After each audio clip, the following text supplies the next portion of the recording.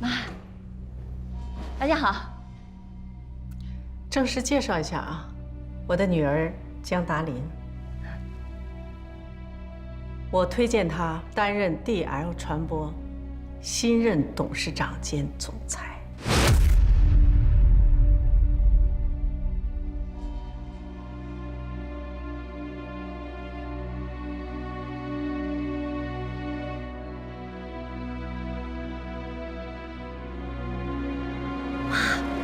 何律师，可以表决了吗？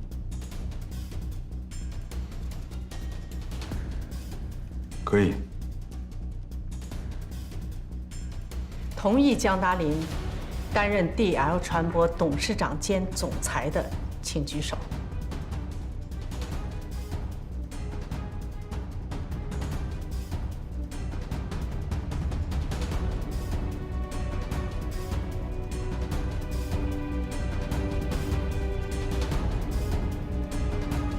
我2票，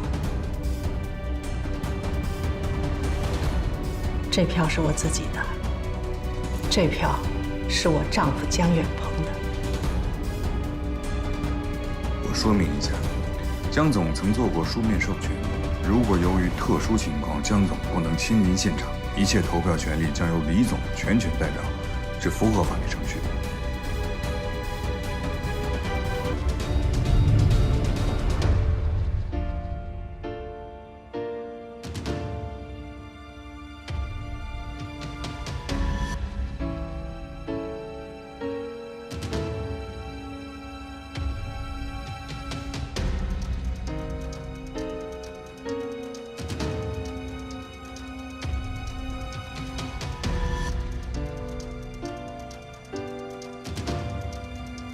董事会一共7个人，现在是4票对3票。何律师，有效吗？有效。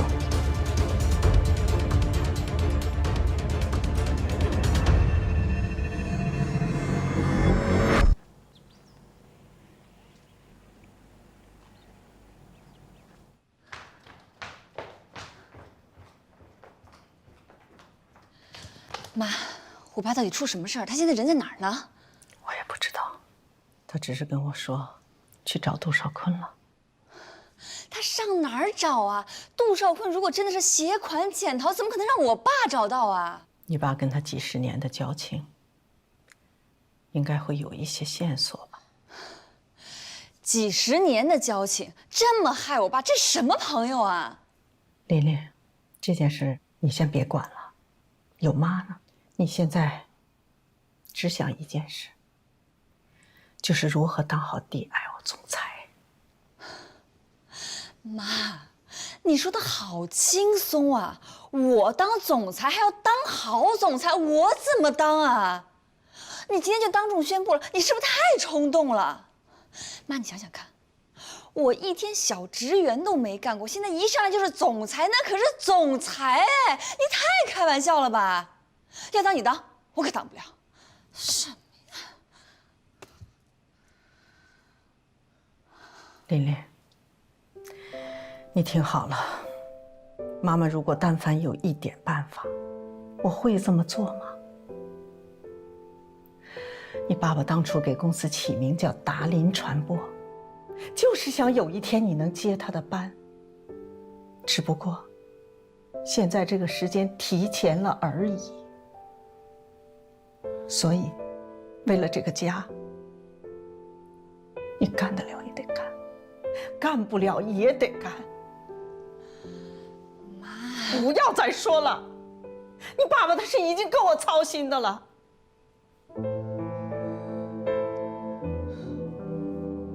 对不起。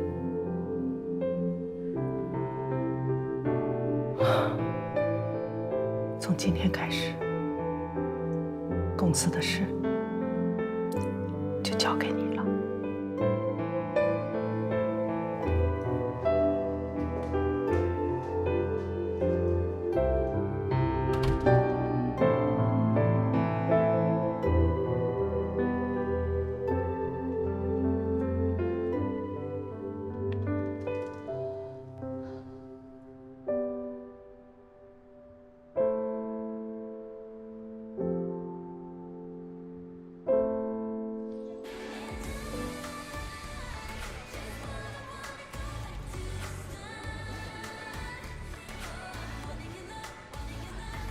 为什么你的人生会变成这样？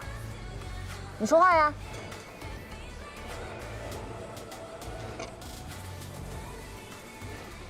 你以为你很了不起是不是？现在发现了吧？你自己什么都不是。可为什么偏偏是你啊？一样的。好的。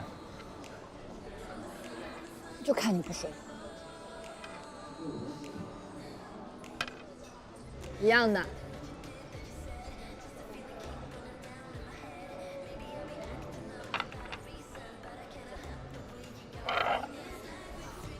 你做人的底线到底是什么？输赢对错哪个更重要？说啊！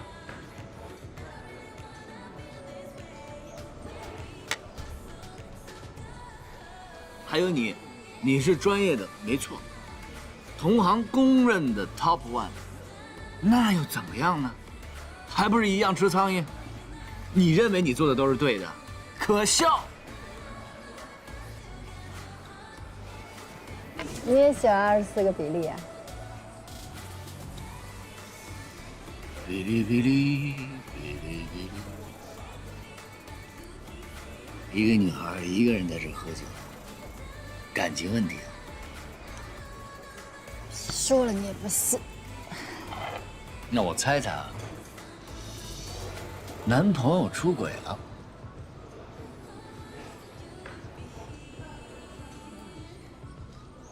我为什么要告诉你？那就是你劈腿了。是。男人女人来来回回不就这点破事儿吗？是挺没劲。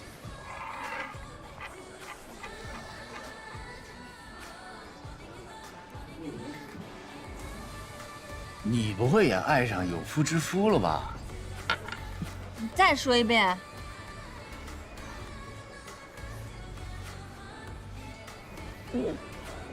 喝酒。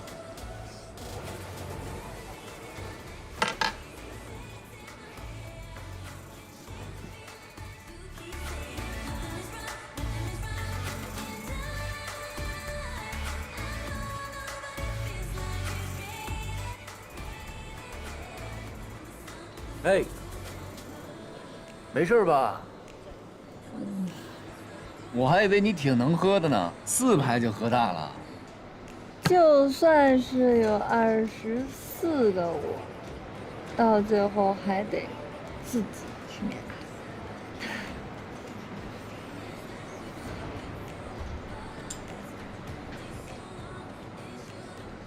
要不要我帮你打电话叫你朋友来接你啊？帮你？帮我？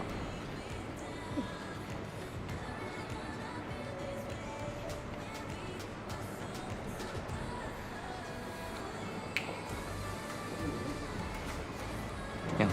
他喝多了，照顾一下。没问题。他的单我一起买了。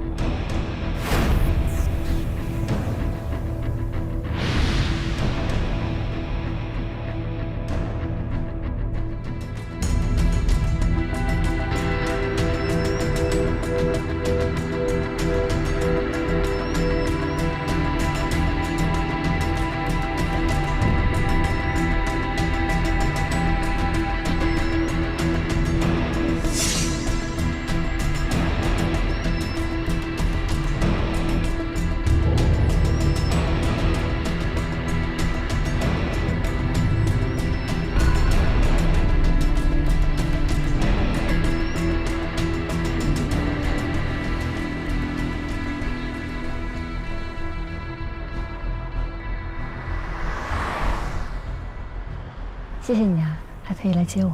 我还担心你会迟到呢，没想到你1分不差。第一天当老板，当然得表现好一点了。那今天的发布会你要表现得更好一点才行。什么发布会？我也是半个小时之前才接到场地确认的，确实有点仓促，但是也没办法。你要知道，江总这一出事，整个公司都人心惶惶，客户、媒体、投资方个个都在问，大家已经没法正常的工作了。其实今天开发布会都已经有点晚了，最好的时机就是在江总出事当天就出声明的，但可惜太突然了，所有人都措手不及。但是还好，现在总算确认由你来出任新总裁，所以想来想去，干脆做一个发布会，省得过2天颁奖礼上再重新做一次解释。还有颁奖礼啊？对呀，公共关系与传播协会的年度颁奖礼，每年我们 DL 都会给赞助的，今年还拿到了3个提名，本来至少可以拿一个最佳营销机构的，但可惜今年奖是拿不到了，所以只能由你来担任颁奖嘉宾了。我还要上台颁奖啊？对呀，可是我什么准备都没有啊。你不用准备什么，就是一个普通的颁奖礼而已。我听说你是学公共关系的，那你应该知道，做我们这一行的，每天都行程满满，同时呢，也要按照各种突发事件进行随时调整。你慢慢就适应了。项链不错啊。哦，这是我爸给我做的。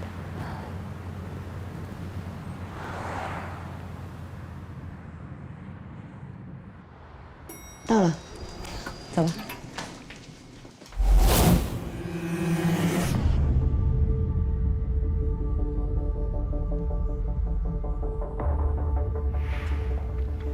怎么回事啊？自己看。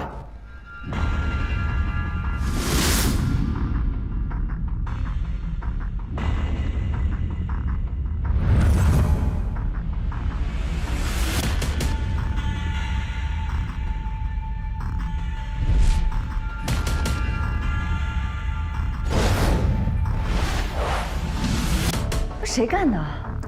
我去查了监控录像，那个人戴着帽子，穿了一身黑，还戴了个口罩，根本看不清楚是谁。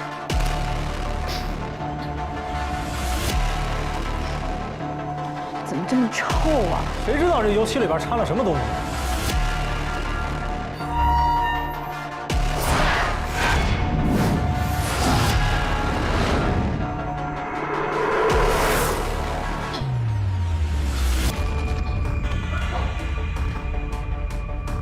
妹妹，赶紧给保洁公司打电话，让他们中午之前把这些收拾干净。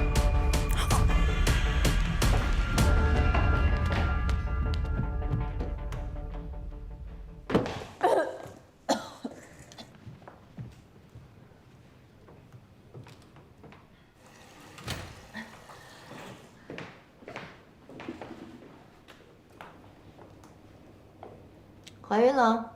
啊？没有，我就是那个早晨没吃早饭，然后晕车，再加上那个油漆的味儿，所以有点难受。压力很大吧？有点儿。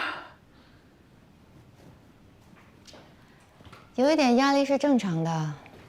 做我们这一行的，人脉无数，敌人也无数，想要攻击你，哪里都是攻击点。今天这个算轻的。你一个女人省略号，凭什么呀？你一个女人省略号，为什么？这个公司是以你的名字来命名的。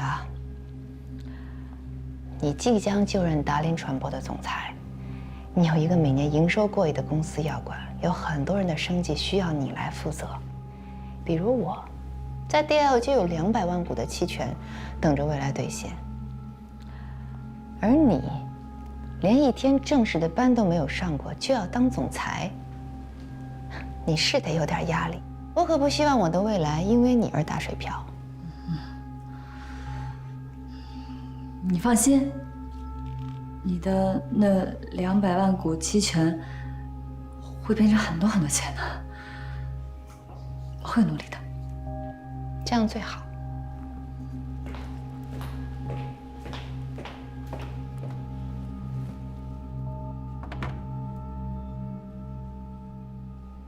江总。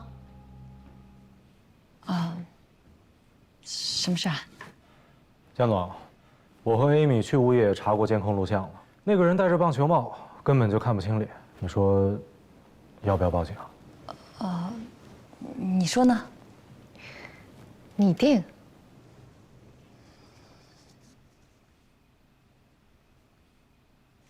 现在泼油漆到底是什么人、什么动机，咱都没有搞清楚。因为彭坤案的事情，咱们公司在外界的影响，所以要是警察来了，会不会就更说不清楚了？别报警了吧？哎，江总，又怎么了？艾米，先带江总去会议室吧。江总，这边请。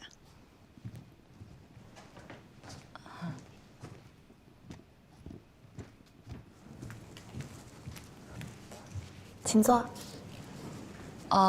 我们是要开会吗？是。哦，那我先去趟办公室，把包放下。这几天您就在这儿办公？在这儿办公？为什么呀？根据你现在的情况，年轻，又刚从国外留学回来，我们决定将你父亲的办公室重新装修一下。你看，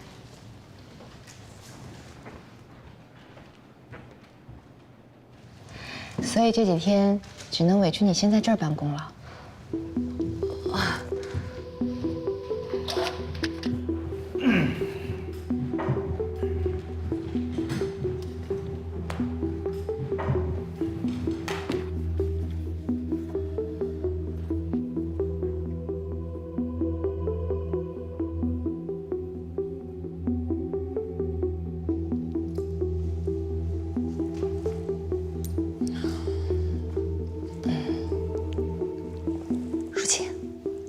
今天开什么会啊？下午要开新闻发布会 ，Stella 说我们还要再讨论一下，以防出什么纰漏。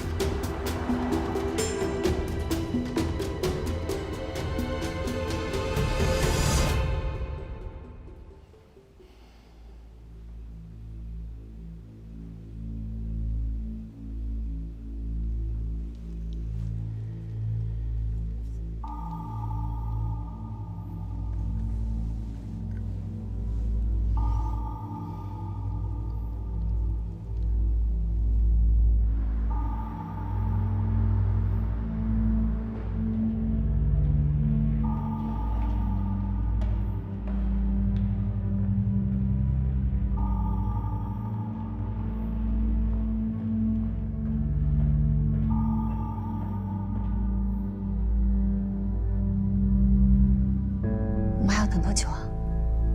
快了。要不你先给我介绍一下情况，或者是把发言稿给我看看。发言稿 Stella 在审，修改好了就给你。不好意思啊，我来晚了。来，坐。Stella， 咖啡凉了，要不给你换杯新的？我不喝了。怎么样？你们讨论的如何呀？等你了。等我干嘛？这都几点了？赶快各自做准备吧。吃完午饭之后，直接出发去现场。就这样。艾米，下次开会的时候，椅子不要放在这儿，放那儿。Stella，下午的发布会还有什么要交代的吗？没有了。哎，我的发言稿还没给我呢。发言稿在这儿呢。Stella 说：“照着念就好。”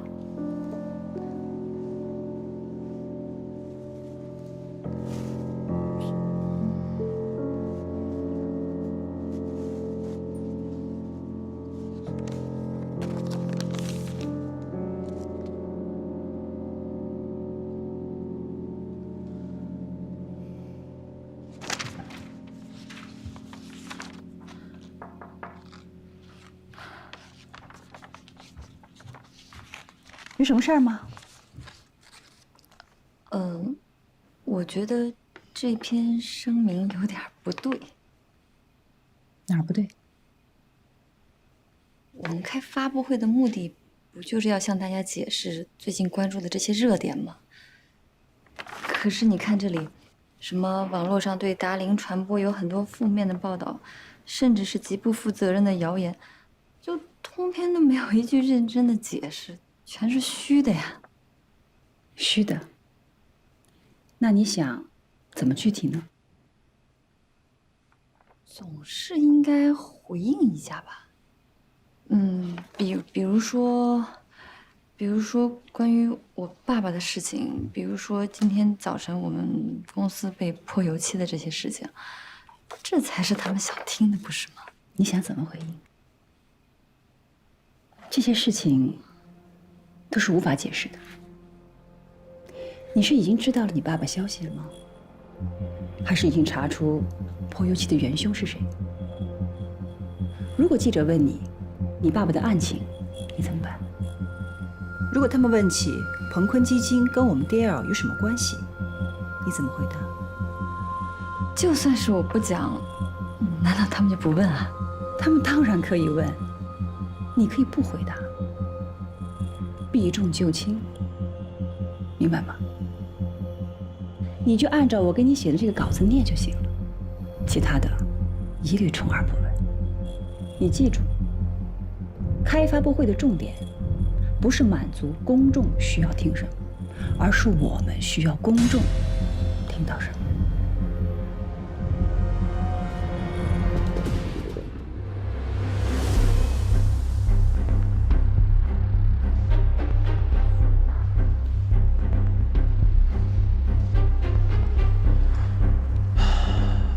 老姜总最舍不得，这要是他知道我们讲这么大排场花这么多钱，他得心疼死。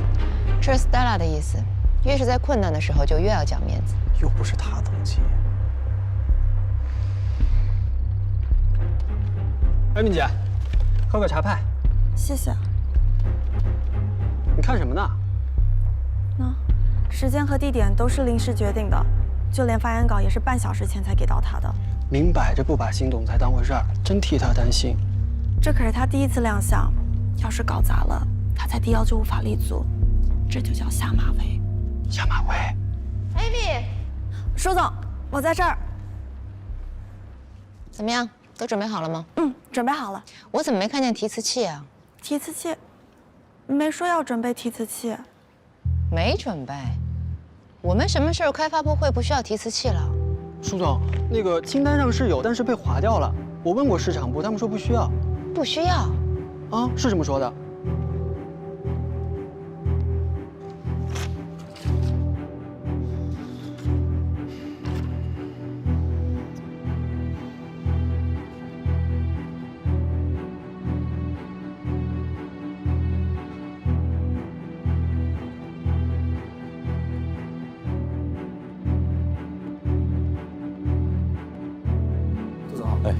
各位大记者都是我们 DL 的老朋友了，最近我们公司状况非常困难，拜托大家多给我们做些正面报道啊！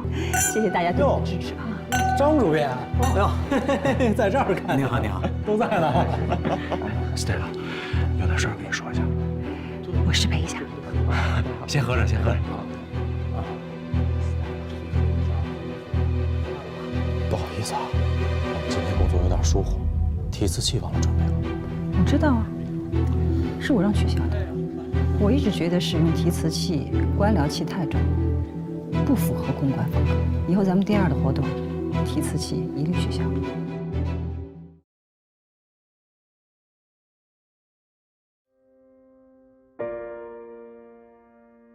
江总，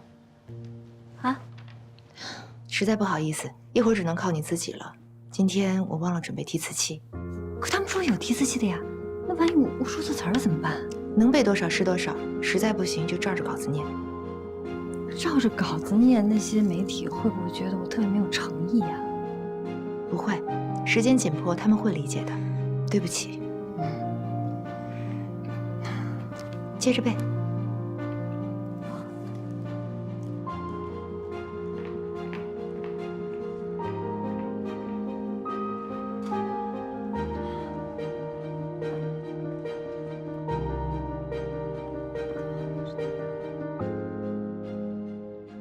好的，就这么决定，怎么办 Stella， 时间到了。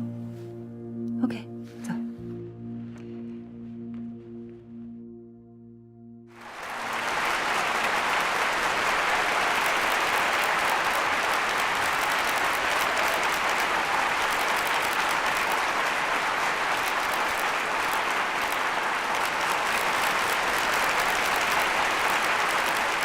艾米姐，为什么他明明穿的是正装，可是我总觉得哪儿不对劲儿？因为他年轻啊，他怎么穿都不像个老总。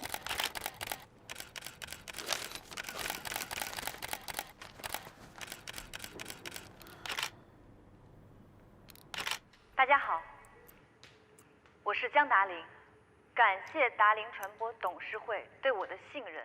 从今天起，我接任公司总裁。你居然要当总裁？站在这里，我的心情非常复杂。最近一段时间，网络上有很多对达林传播负面的报道，甚至是极不负责任的谣言。老大，谣言止于我已经把田路送走了。我们的态度是诚实面对质疑，绝不回避问题。但是，对那些别有用心的造谣者，我们在表示非常愤怒的同时，做好了用法律来捍卫自身权利的准备。不过你对他也真够大方的，一出手就是50万。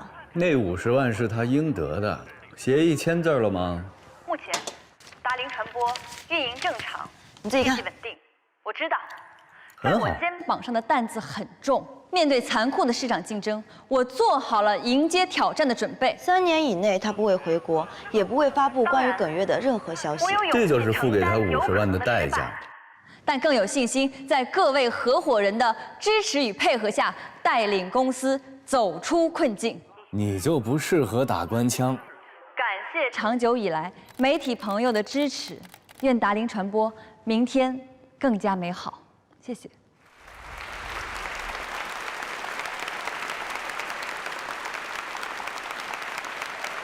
厉害，一字不错，背公1里。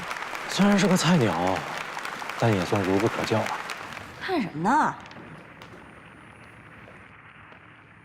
一个小傻瓜的就职演讲。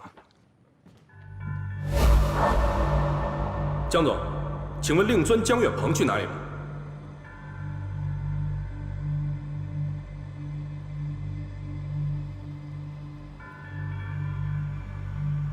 对不起，这个问题和今天的发布会无关。怎么会无关呢？要不是因为令尊突然离开，你怎么会突然接任 DL 的总裁？你知道江远鹏去哪儿了吗？我不知道。你是不知道，还是不想说呢？我真不知道。那你作为江远鹏的女儿，对鹏坤基金出现的问题有什么看法？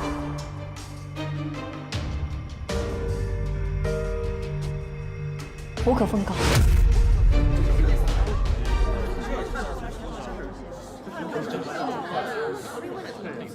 请问江总，鹏坤基金出现的问题对 DL 的影响有多大？打算用什么样的方式来弥补？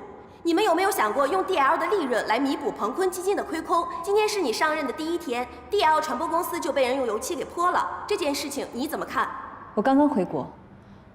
对这些事情一无所知。您的意思是说，您是在一无所知的情况下接任 DL 传播总裁的吗？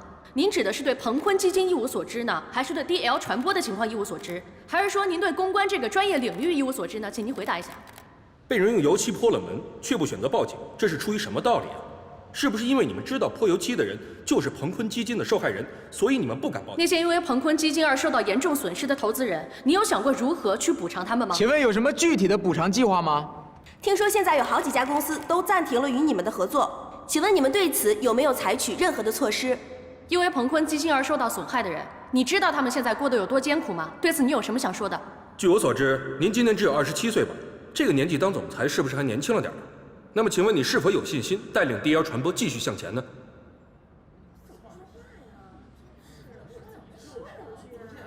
江总，你总该说几句吧？说几句吧，你总得回答，不能逃避问题。江总，请您回答一下我们的问题。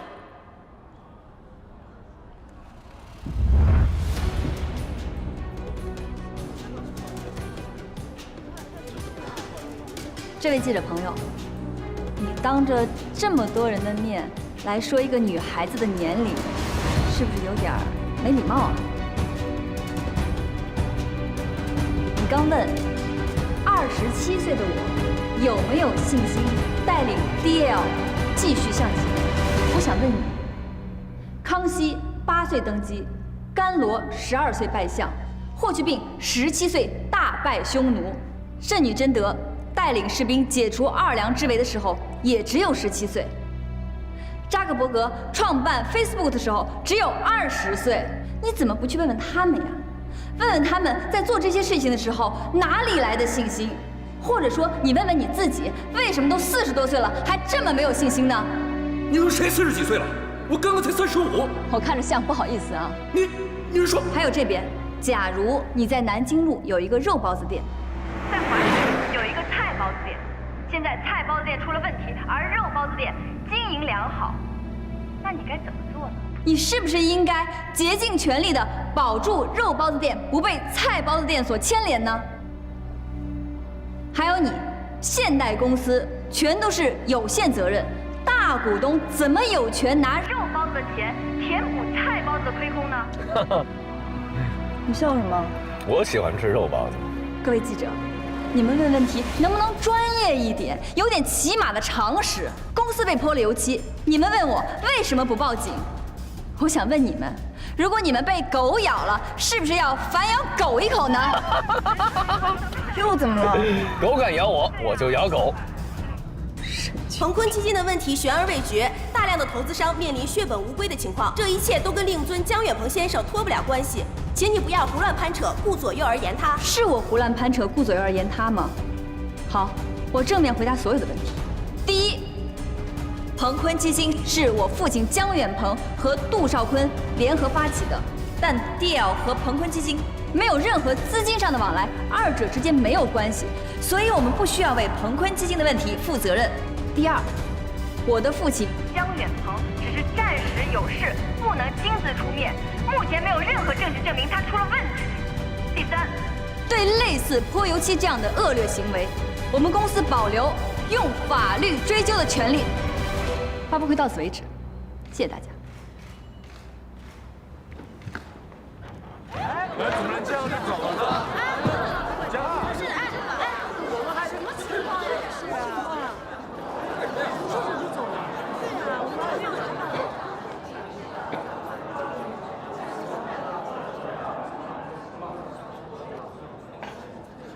各位请安静一下。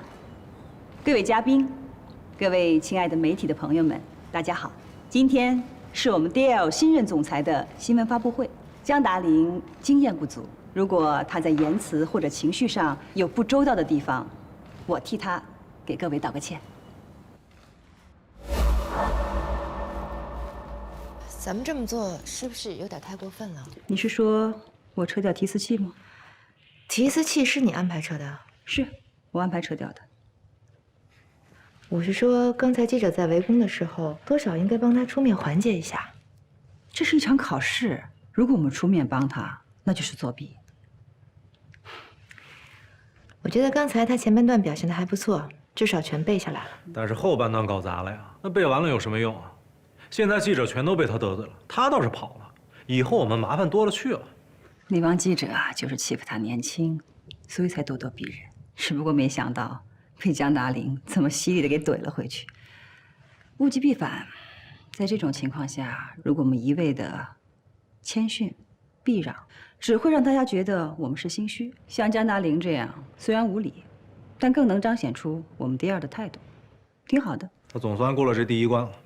行，喝一杯吧。喝什么喝呀？那帮媒体的记者很能喝的，一会儿有的你应酬。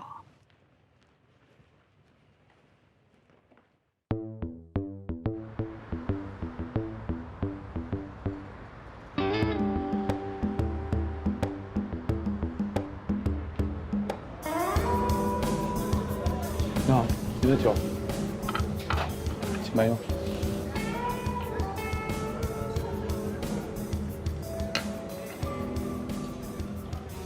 咱们俩还挺有缘分啊！不是你谁啊？你不认得我了？好，你就找别人。泡妞，我坐这儿泡我的比泡你的多，信吗？提醒一下啊，前天晚上就是这个位置，我陪你喝了4排龙舌兰，还是我替你付的酒钱。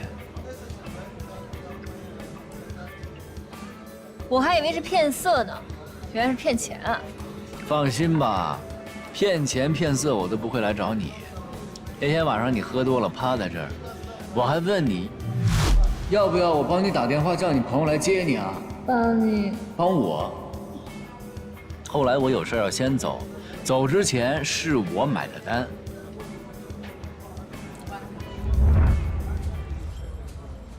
比利比利比利，24个比利，记得了吧？你也写了24个比利啊？一个女孩一个人在这喝酒，感情问题啊。我为什么要告诉你？想起来了，记得我是谁了吧？不认识。不认识我是吧？那还钱，我没有请陌生人喝酒的习惯。我不记得有人帮我付过钱。一个堂堂 DL 新上任的总裁，几杯酒钱还赖账。你怎么认识我？你谁啊？我是谁你管不着，还钱。不是你凭什么说我欠你钱？有人能证明吗？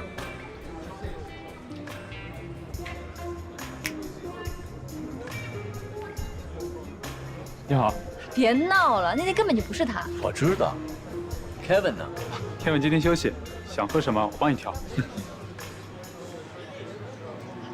龙舌兰一样的。哦，好。等等，买单。麻烦下次骗人功课做足一些，谢谢。2位一起吗？我自己来的。哦，好。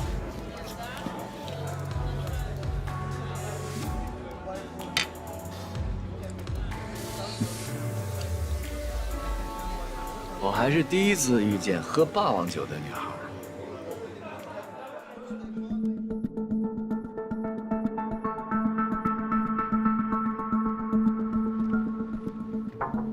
斯黛拉，陈主席，快请进。好久没来我们DL了。是啊。来，快走。好。无事不登三宝殿吧？还真被你说对了，斯黛拉。关于今天的颁奖礼啊，有件紧急的事儿想请你帮忙。您说。昨天魏哲那边呢给我打了个电话，说这个年度最有价值独立公关人奖啊，是一个分量很重的个人奖项，希望能够由在行业内各方面都资深的人来颁这个奖。我没有明白您的意思。他想这个颁奖人能不能换一换？他认为我们DL的总裁没有颁奖资格。不是这个意思。江达林虽然说是你们公司总裁，但他资历太浅，魏哲那边觉得不匹配呢，也是情有可原的。昨天的这个新闻发布会啊，又闹出不少新闻，再加上最近的彭坤案，魏哲那边要求组委会换人，我也只好来找你商量了。我的意思是，你给我个面子，这个奖项啊由你来颁，我觉得很合适啊。我觉得不合适。江达林江总虽然刚刚上任，可总裁就是总裁，只有他才能代表我们DL传播。再说了，现在临时换颁奖人，传出去会引来非议的。斯黛拉，你这样我很为难啊。现在为难的人是我。陈主席，您请。好，谢谢。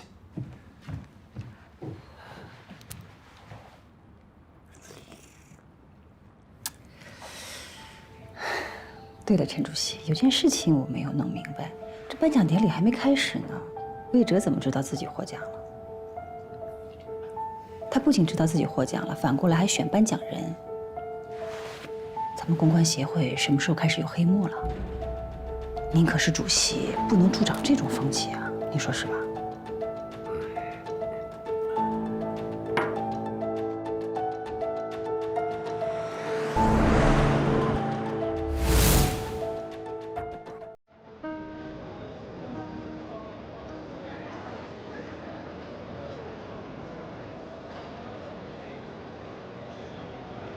老大，本来给你颁奖的人是江远鹏，可他现在跑了，就换成他的女儿江达林了。你不同意，我就去找了陈主席。他都答应我给你换一个颁奖人，可现在就反悔了。你说这都是什么事儿啊？说重点。重点就是这件事，他们到现在才告诉我，这不明摆着不让咱们有回旋的余地吗？不行，等一下我要去找一下那个陈主席，如果他还不肯退让的话，我建议我们打道回府。这点破事都办不好，别当我助理了。你以为我给你当助理很容易呀？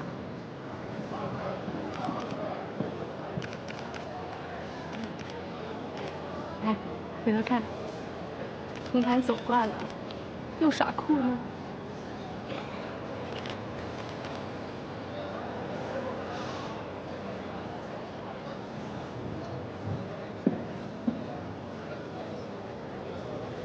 又见面了。肚子都这么大了，还过来凑热闹啊？礼服挺好看的，是为领奖做准备的。不用讽刺我，我知道你牛。哎，我觉得这个什么颁奖礼啊，别费劲了，干脆每年直接把奖杯送到你家得了。哎，还是你有眼光。哎，年年拿奖，不腻吗？早都腻了，所以你得加把劲儿啊！明年看你的了，不然每次穿这么漂亮的礼服多浪费啊！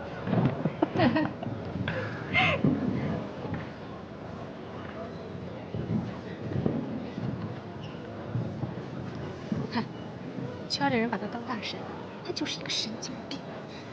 乖。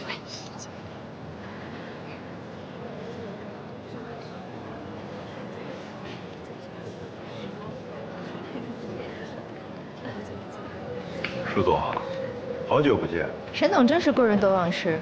上个星期二，我们还在飞扬集团的会议室聊过天呢。是吗？看你，我这个人啊，对于手下败将的惨痛经历，是不愿意主动提起的。那我正好恰恰相反，我对于手下败将的惨痛经历，总是喜欢见一次抵一次。我怕有些人既打不记吃。做人要厚道。到底针对谁？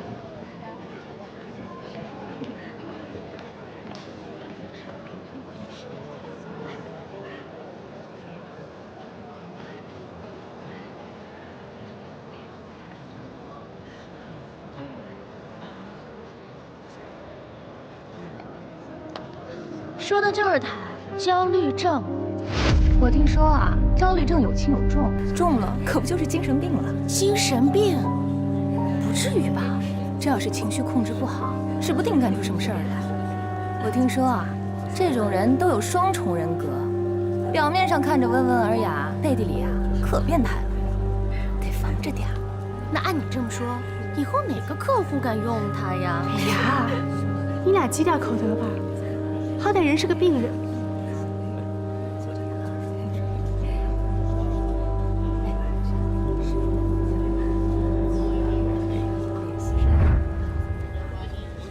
了不起呗！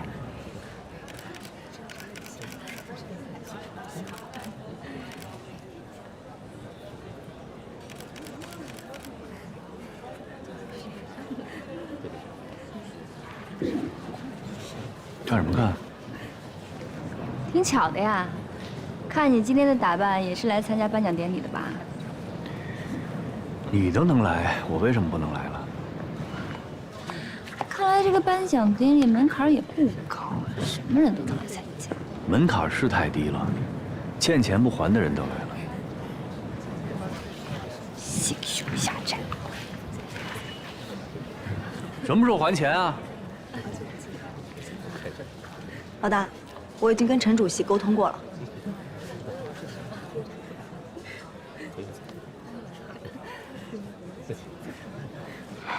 要不你还是把我给开了吧。陈主席还坚持让江达林给你颁奖。这奖不要了。你先冷静一下，我已经旗帜鲜明地跟他们表达了我们的态度，所以他们临时决定，让民事公关的 CEO 袁素和江达林一起给你颁奖。这袁素好歹也是公关圈的大佬、前辈，也够分量。要不你就勉为其难，行吗？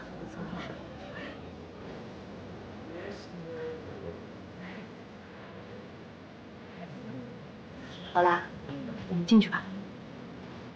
亲爱的各位来宾、女士们、先生们，亲爱的各位朋友们，大家好，我是王楚，欢迎大家来到2018公共关系协会年度颁奖礼的现场，欢迎你们。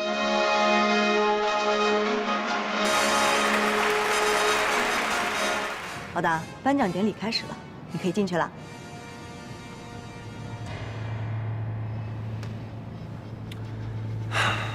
再等会儿吧，我感觉有点闷，喘不过气儿来。你没事吧？这多宽敞啊，喊一嗓子都有回音。老大，保持风度。哼。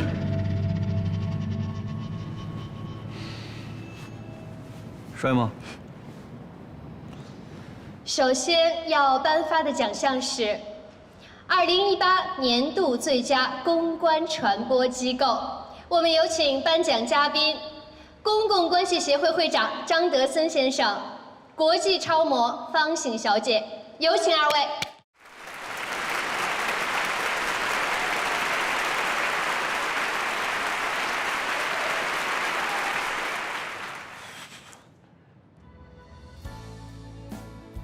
什么事儿啊？急着把我叫出来？紧急状况，需要你调整一下。刚刚大会陈主席找我谈了，那个最有价值独立公关人的奖项，需要你和明世公关的老板袁素一起来颁发。为什么呀？因为魏哲觉得你资历不够啊。嗨，那资历不够我就不颁奖了呗，又不是领奖，我争什么呀？你严肃一点行不行啊？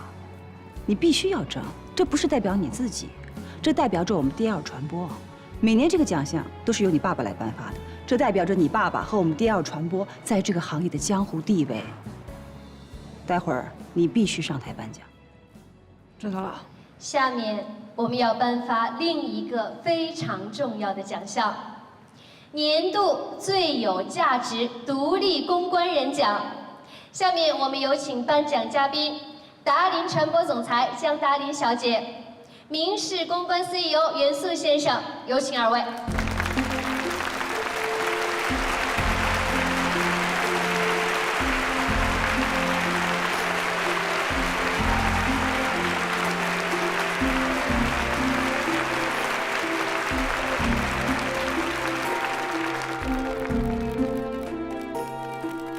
大家好，我是江达林。大家好，我是袁素。过去的3年，这个奖项一直没有悬念，都颁给了魏哲先生。不知道今年是不是会有不一样的惊喜？江小姐，请。谢谢。获得年度最有价值独立公关人的是魏哲。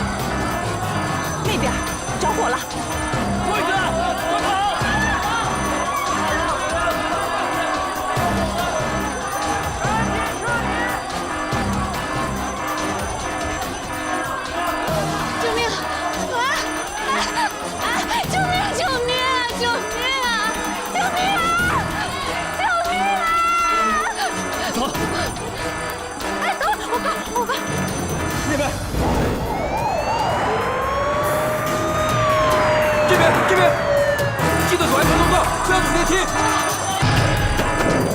来了！快快！你能走快一点吗？咱们是在逃命啊！给你顶着个8斤的肚子，你走快试试看。大家不要急。我只是跟他们说你有焦虑症，神经病是我那2个姐们儿，她们添油加醋，她们说的，不是我说的。你喊救命的时候，姐妹去哪儿了？不都跑了吗？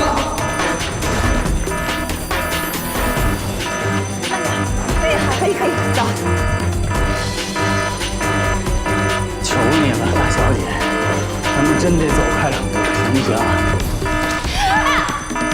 你怎么了？肚子疼。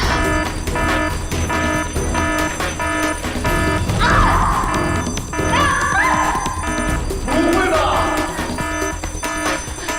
我觉得我要生了。你别胡来！我跟你说，哎，快，大家跟上！你想想，你要是把孩子生了这儿，你将来怎么跟孩子解释啊？还有，你在这生孩子，我怎么办啊？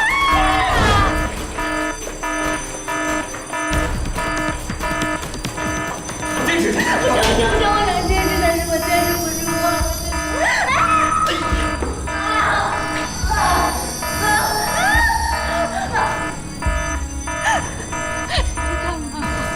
我打120。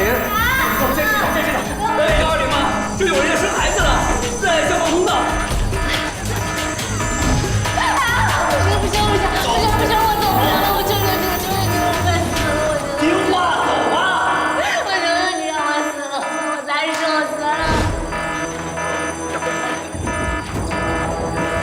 我不行了，我得坐会儿。你别坐这儿啊！往后点。快走，你。你告诉我现在该做什么？我怎么知道？我又没有生过孩子。不是，关键是我也没接生过啊！你好歹是个女的，你基本常识得有吧？我不知道。别，好，我来，有我在，我想想。哎，我想想。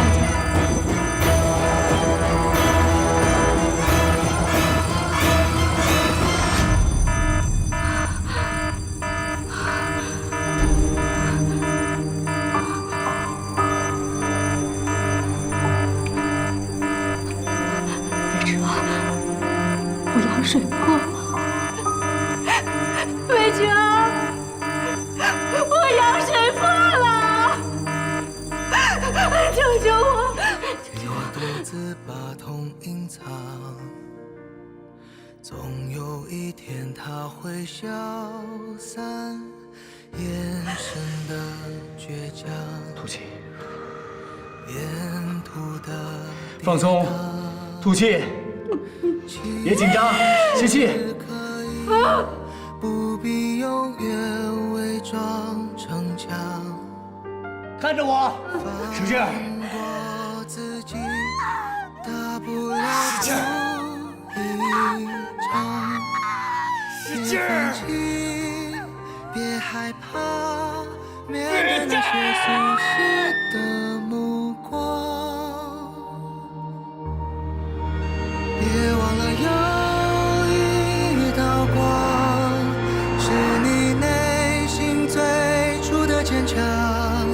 别忘记希望的力量，它一直都在。往后退。病人需要消毒清创，你不能进去。好，我知道。别忘了还有未来，唤醒你时的骄傲，其实就还好。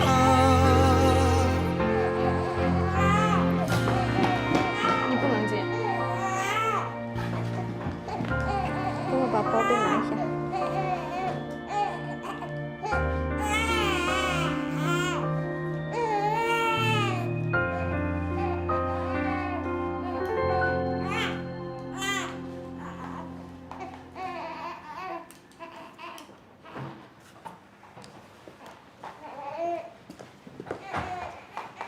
后事，孩子怎么样？挺好的。我想进去看看。你怎么回事啊？你老婆都快生了，大着个肚子，你带她瞎跑什么？这样对孩子多危险啊！你怎么当爸爸的？啊，您误会了，我不是他爸爸。那你看什么？别捣乱啊！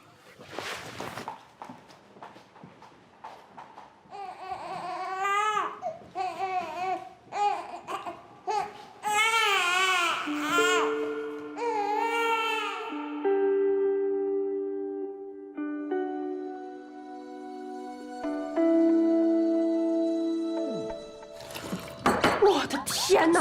我看那条新闻差点吓死我了。那孩子真上了消防通道了？不是打的马赛克的吗？哎，我还挺上镜的。上镜，都能当演员了你。不是，生孩子的是孕妇又不是你，你吃这么着急干嘛？你慢点呀。哎，我今天为了穿这条裙子，我一天没吃饭，结果爬那么多层楼梯，我饿扁了。你都这么瘦了，什么裙子穿不进去？哎，今天见义勇为那男的我认识，真没想到他能干出这种事情。英雄救美啊！孕妇一点都不美。谁呀？长得帅吗？孕妇啊？我说见义勇为那个男的。说了你也不认识。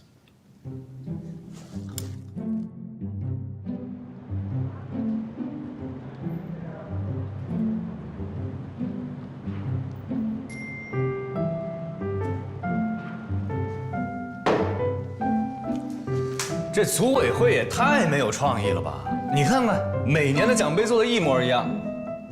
路易斯，你跟组委会说，如果明年奖杯还做成这样，我就拒绝领奖。你不是不打算做独立公关人了吗？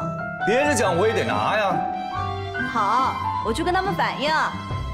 老大，根据你的要求，年销售在1个亿以上、3个亿以下，规模在50人到200人之间，实行合伙人制度的传播公司，全部都在这里。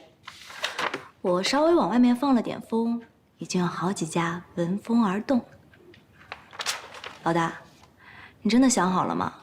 其实我跟着你，单干也挺好的。这里面怎么没有 DR 传播啊？因为你不会去啊，你还嫌他们不够乱？赶紧给我准备一份 DR 传播的详细资料。不会吧？世事难料，先备着。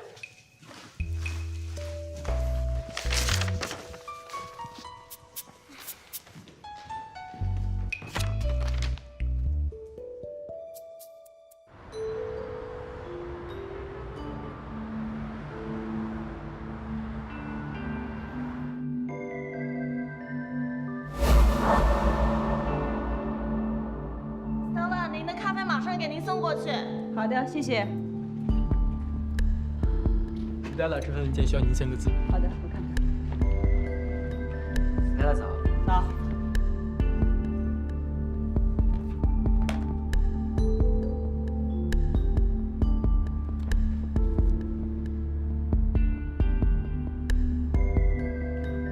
咖啡的温度我试过了，正好。谢谢。对了，您的电脑更新好了，您看一下。是最新版本吗？对。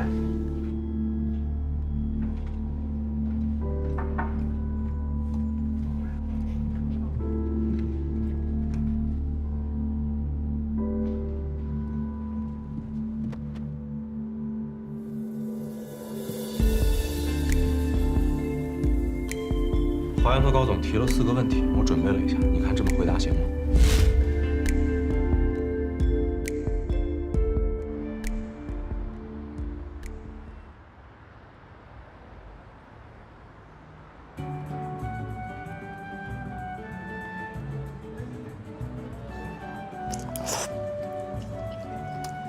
大姐，你怎么什么都不吃做的呀？你多少吃点啊！我要保持体型的，月底还有个试镜呢。你已经很瘦了好吗？你要什么都不吃，我会有负罪感的。我又没有受伤，我的心灵不需要安抚。恶毒的女人，你必须吃，你得陪我。好，那我就勉为其难的吃一口啊！我吃。你受累了。说说吧，什么事情把你气成这个样子？吃这么一大堆。我想好了，必须要找个人帮我。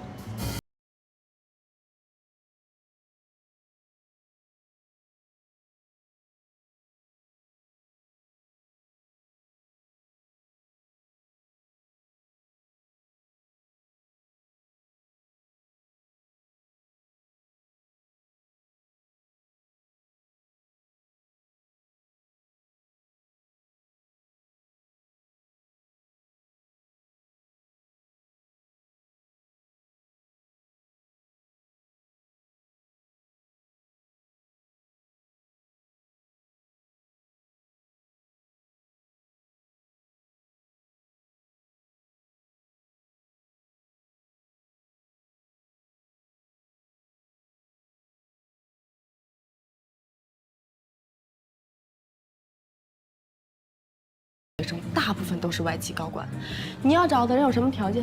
我让他们帮你物色。听好了啊，第一条得懂专业，就算不能秒杀 Stella， 也不能让 Stella 挑出毛病来。第二，他得要有能力，能给我带来业绩。你想啊，我在公司要没有业绩，我怎么站得住脚啊？对不对？第三，得要会带团队，懂管理。顺便给我当老师教教我。第四，很重要也是非常重要的一条就是忠诚，对我绝对的忠诚。没了，没了。江大脸，你这简直就是在找一个大内总管呀，还得是9000岁的那种。我倒是想找个9000岁，可是这种特殊人才要哪儿找去呀？OK，no problem， 我一会儿到学校就帮你问，挖地3尺给你找出来。Love you， 我跟你讲啊，你要找不到我掐死你。你放心，你不会是想这么一块蛋糕就把我打发了吧？我要吃大餐，必须的呀！上海高档餐厅任你选。要不然我送你个包吧。好呀好呀好呀！什么牌子的？必须得1线大牌才能配得上你呀。我靠！啊！别！怎么了？那个老外。哪个老外啊？哎，别盯着，万一被他发现了怎么办？不是谁呀？我准备撩他。大色鬼，谁都撩。干嘛的呀？我学生啊。你准备搞师生恋呀？师生恋又怎么了？我们都是成年人呀！我跟你讲，这个老外在一家外企当人力资源总监，那口牙又白又齐，一看就是个有钱人。那就打个招呼喽。不是有什么好躲的呀？哎呀，我这不是没化妆吗？大姐，你嘴都那么红了，没化妆，你不懂。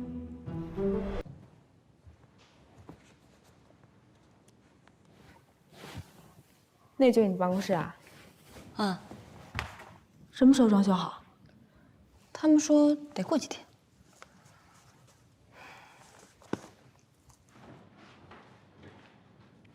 那间呢？哦，那间装修好了。那为什么不能去那里办公啊？他们说那是给未来高级合伙人的，装修风格不一样。他们说，你也真够能忍的。那我不忍怎么办呀？公司一个我自己人都没有，想吵架都没人帮忙。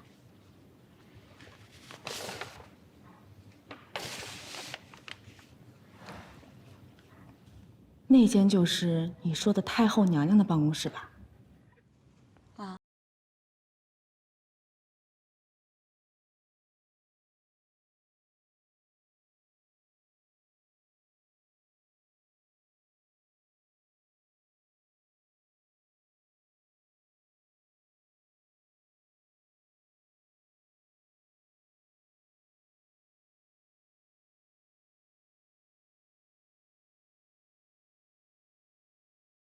的宝宝，我让你帮我找的人呢？我问过了，李斯特，就是我那个学生，他是 HR， 给我找了个猎头，我一有消息就立刻跑过来跟你说了。猎头说了，你要找的人啊，档次太高，这在企业里至少也是总监以上级别的，要么就是超级牛的独立公关。像这样的人呢，肯定是不愁找工作的，一般的条件根本不可能吸引到他们。这不是白说了？猎头说了，你要先想清楚，打算给出什么样的条件。想挖这样的人，给出的条件必须有足够的诱惑力，不仅仅是给钱、给头衔、给期权，最重要的是，你要给人家梦想。梦想，说的文艺点呢，就是许给别人一个 bright future。不就是画大饼吗？画大饼怎么了？画大饼怎么了？反正你要想好了，打算付出什么样的代价，根据你提供的条件呢，猎头再去找人。哦，对了，猎头还说了，谈这样的人必须老板亲自上，必要的时候还要声情并茂、声泪俱下、情景交融、死缠烂打。要不要以身相许啊？看情况了。各温滚。像曹女士这样的情况，一味的想用舆论把事情搞大，那结果很可能就变成，即使你战胜了你的雇主，赚到了一些钱，未来不可能再找到工作。所以我的结论还是那4个字：理性对待。今天我们的节目就录到这儿，感谢各位嘉宾，感谢到场的观众朋友们，谢谢。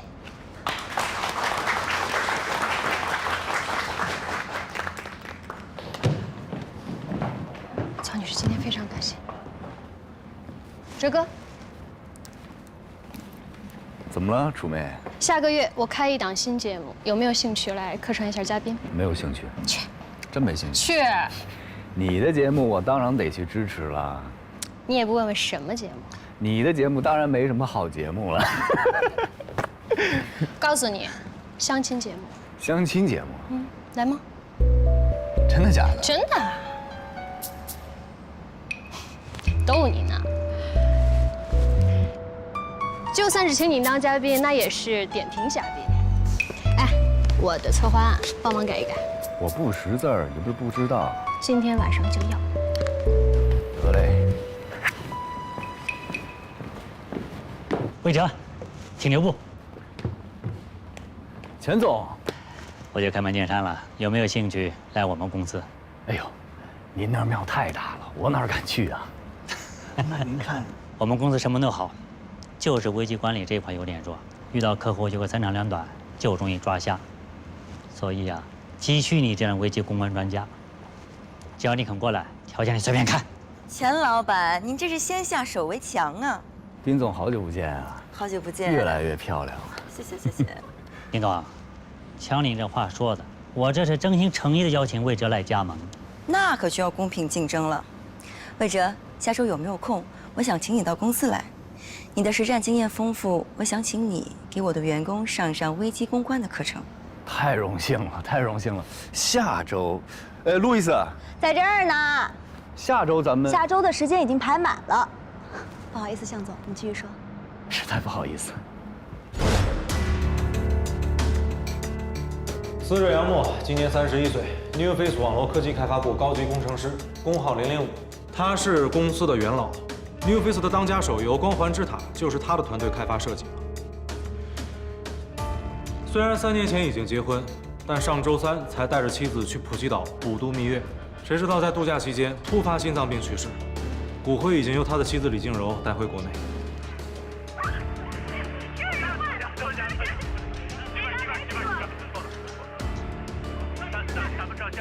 给我拍张。我都在笑你。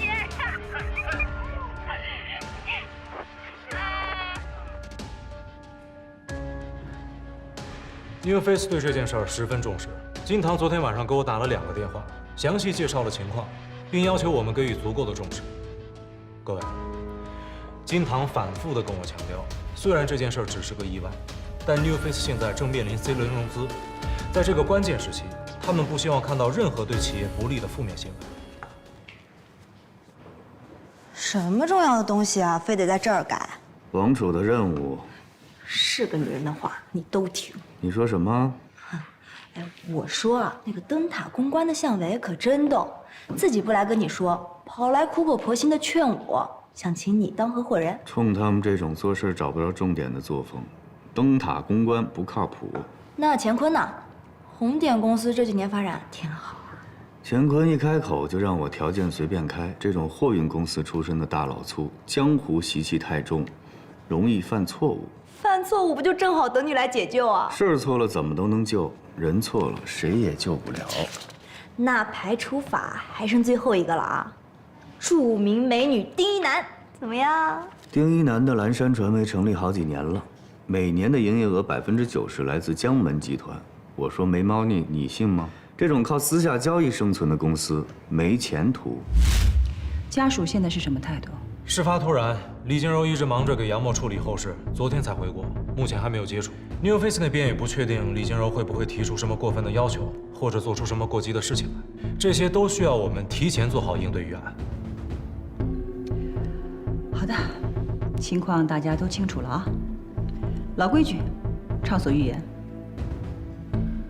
江总，啊，说说你的想法吧。啊，我觉得遇到这种情况，应该先找保险公司。那咱们就失业了。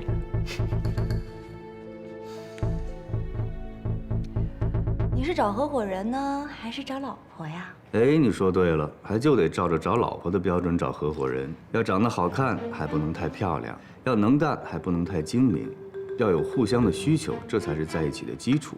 还要有共同的价值观，这样大敌来临的时候才能够并肩作战。还要有化学反应，这样吵了架，床头吵完床尾和。最好还能有点工作之外的共同语言，这样即使将来老了，还能够互相搀扶着，慢慢聊聊天。我让你查的DR公司查的怎么样了？有什么好查的？我跟你说了100遍了，我吩咐你的工作不许夹杂个人主观好恶。查了，不过我觉得你不合适。为什么 ？DL 传播虽然业务范围广，但以营销为主，根本没有独立的公关部门。你是谁？你是著名的独立公关人，你去一个连公关部门都没有的公司干嘛？没有不是更好吗？说明正需要我这样的人去帮他们开疆拓土。虽然江达林接替江远鹏出任 DL 总裁，但是呢，鹏坤基金的事情影响还是没能消除。现在是 DL 最动荡不安的时候。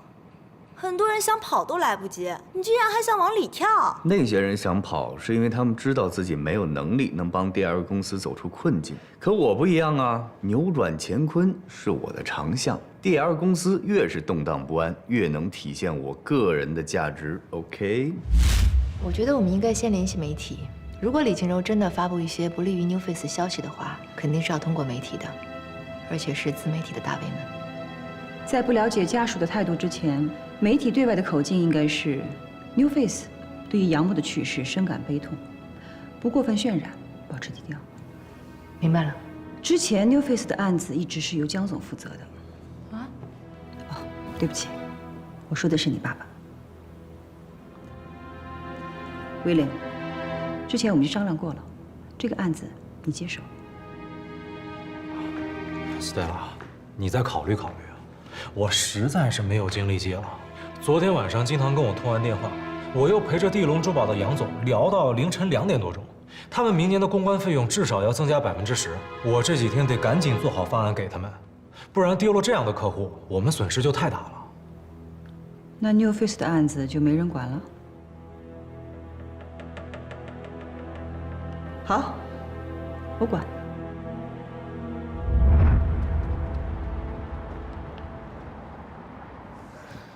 您是魏哲魏先生吗？是啊，怎么了？我在电视上见过您，我在这儿等您好几天了，我好不容易才打听到您今天在这儿录节目。我有个事儿想请您帮帮我。什么事儿啊？我是李静柔，杨默是我丈夫。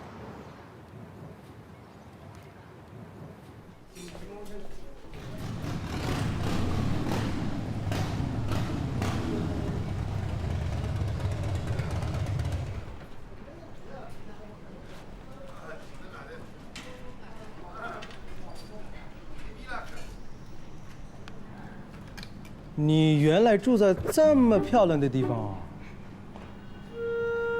瑞安里，名字很好听。老上海就是这个样子的呀，我从小就在这样的环境里长大。可是上海就是个弄堂里呀。李斯特，你也真是的，今天又没有你的课，你还专门跑到学校接我下班，这叫突然袭击，搞得人家措手不及的。你是我的女神啊，我愿意呀。小点声，被邻居听到多不好。算了。哎，对了，你不是说你家里有事儿吗？你先上去忙你的，我在楼下等你啊。哎，不用。现在时间还早呢，你先去，我保证我一定会准时出现的。好，咱们8点半不见不散。嗯。哎，李斯特，谢谢你这么快把消息给我送来。你交给我的任务，我必须得完成。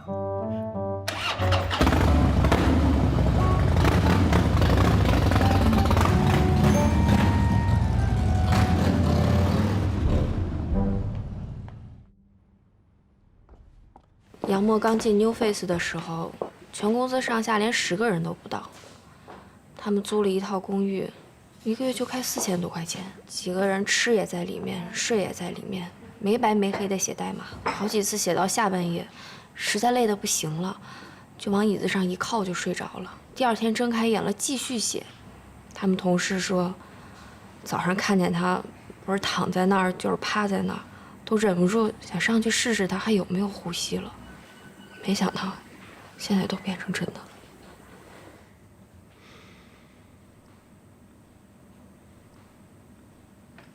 林女士，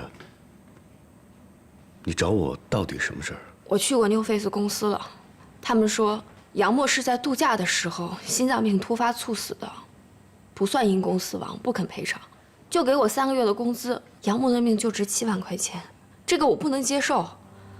他不仅是心脏病死的，杨默是被 New Face 累死的。但媒体新闻明确说明，杨默是在泰国普吉岛度假期间因心脏病突发猝死的。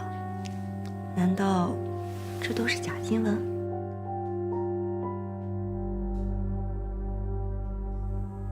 媒体当然会向着 New Face 说话了，他们根本不知道真相。杨默是在泰国死的，但那个时候他一直在忙公司的事儿，根本就没歇过。你说具体点儿。我们在泰国期间，公司的人一直联系他，10分钟一个电话，微信就没断过。我们那哪是度假呀？我前后连10句话都没跟他说过。杨默做的游戏，现在每个月光流水快10亿了吧？他为 New Face 卖了一辈子命，给公司挣了这么多钱，公司不能这么对他呀。你说的这些都有证据吗？所有的事情都在我眼前发生的，我就是证据。他们必须赔偿我，杨默不能白死。你跟李斯特说这是你家呀？凭什么呀？你这房子好呀，那跟你在余庆坊住的房子有什么区别？都是这种老房子啊。老房子跟老房子区别可太大了。你这是老式洋房，我那是老式贫民窟，能一样吗？再说了，我可不想让李斯特看见我住在那种破弄堂里面。那之前那个尼克不是也都去过你家吗？尼克能跟李斯特比吗？李斯特可是骑哈雷的，这舍得花几十万买辆摩托车的人，跟花几十万买辆汽车的人，档次能一样吗？而且，你知道李斯特今天晚上请我吃什么吗？不知道。米其林3星。3星怎么了？今天晚上是我跟李斯特第1次正式约会，这男女之间的第1顿饭呢，就代表着你在那个男人心中的分量。哎，咱们上大学的时候啊，一个男的追你，第1顿饭请你吃快餐，那没什么，因为他1个月就那么一点生活费。但是工作以后，一个男的追你，第1顿饭还请你吃快餐，那就必须跟他翻脸了。太武断了吧？那万一人家是心地善良、积极上进呢？吃便宜点挺好的呀。你说的这些都是非常好的品德，但是这些都掩盖不了他的致命缺点。什么呀？要么没钱，要么小气，2者必占其一。歪理邪说。你和 New Face 的官方声明或者说媒体报道在杨默的死亡认定上有分歧。是的，所以你希望 New Face 给你更多的赔偿。是的，是的。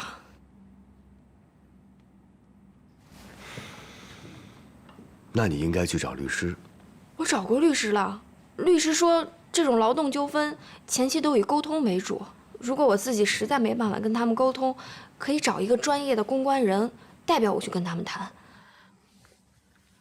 我这个人嘛，平常就不太会说话，现在这个时候我更没有办法心平气和地跟他们谈了。所以我的律师向我推荐了您，想让您帮帮我。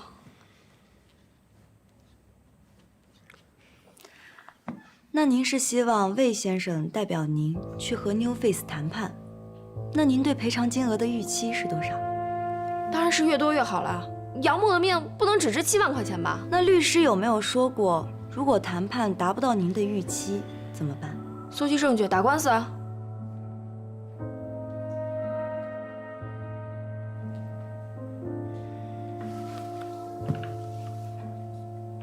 对不起啊，李女士，我对你的遭遇非常同情，我也对杨默的不幸去世表示哀悼。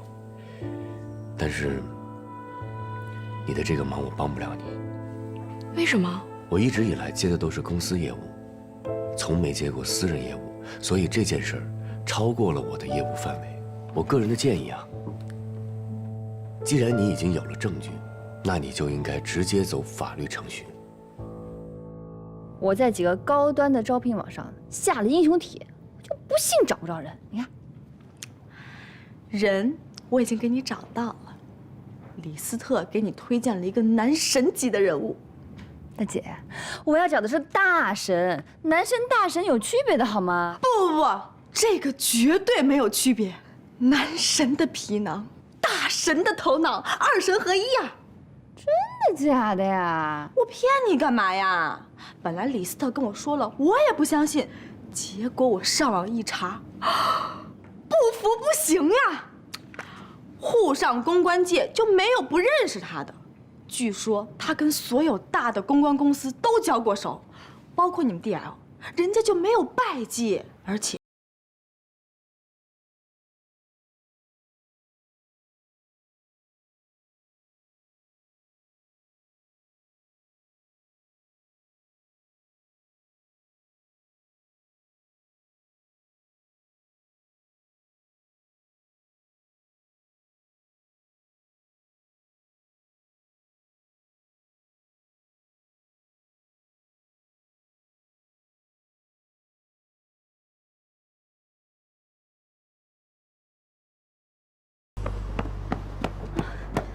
老大，自从跟了你，我这良心也渐渐一点一点消散了。可你这一次面对的是一个寡妇啊，多可怜啊，太残忍了吧？李静柔是想讹钱，杨默心脏病突发猝死是有泰方医院证明的 ，New Face 最多给他一些丧葬补助，这是黑白分明的事儿。可李静柔刚才说有证据啊，杨默是被 New Face 给累死的。他说你就信啊？李静柔是自己在提要求，然后自己再给自己作证。这不是举证，这是街头吵架。我又不是居委会大妈，这种案子我断不了。再说了，我也没必要平白无故的得罪 New Face 这样的大公司。可我还是觉得他太可怜了。可怜吗？麻烦你以后看人长长眼。丈夫刚刚过世，你看他，目光坚定，气定神闲，像是悲伤过度的样子吗？李静柔找我，核心就2个字儿：想要钱。这你都看不出来？亏你还是做公关的，亏你还是个女的。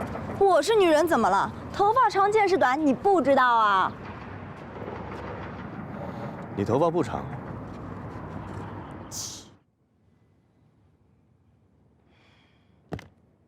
这个不行。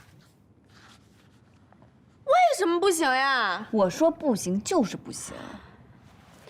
他就是那个在消防通道帮人接生的那个男人，这不挺好的吗？乐于助人呀。你记得我上次喝醉了吗？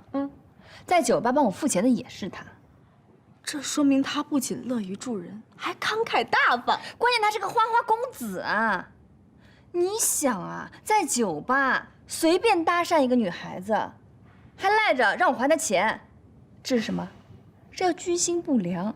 最重要是他明明认识我，他装不认识，这叫什么？这要居心叵测。不至于吧？说不定人家就是想泡你呢。泡我？那更不行了，想什么呢？你这是找合伙人，又不是找老公。再说人家还见义勇为呢，这人品是过硬的，私生活就不要太计较了啊。话是这么说没错，但是合伙人的位置也很重要，好吗？第一要有道德，第二你得讲底线呀。你是选3好学生呢，还是选居委会好大妈呀？还道德底线？你要是觉得不方便呢，我可以去帮你谈。哎，别给我找事儿啊！江大林，我可告诉你，这个人要是再不行，那就真的没有人了。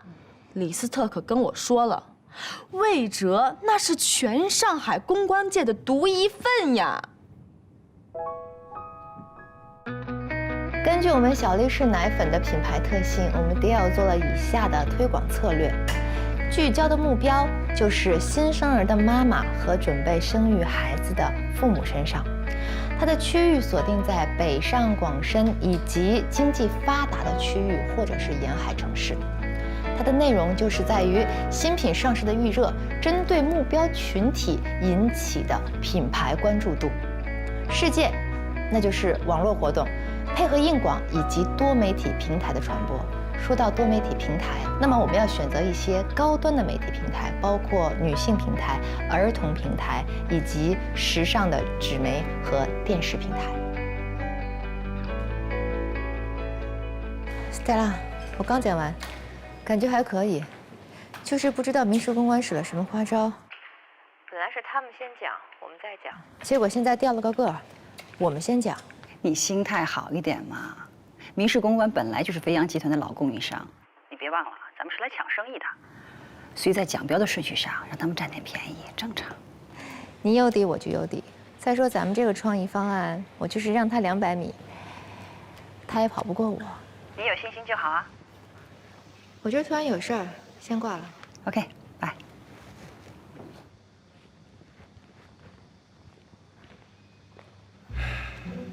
真巧，真巧。看来舒总今天心情非常好，想必奖标进行得很愉快吧？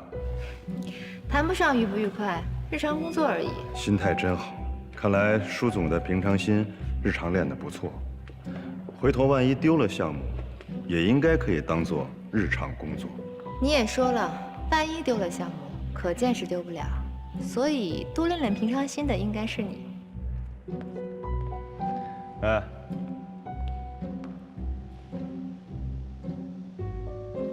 有时间一起吃个饭吧。有时间再说。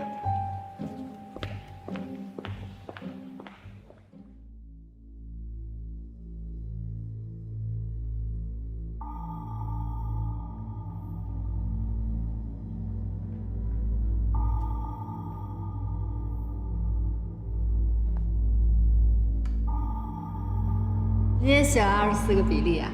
比利比利比利比利，一个女孩一个人在这喝酒，感情问题啊？说了你也不信。就算是有24个我，到最后还得自己去面对。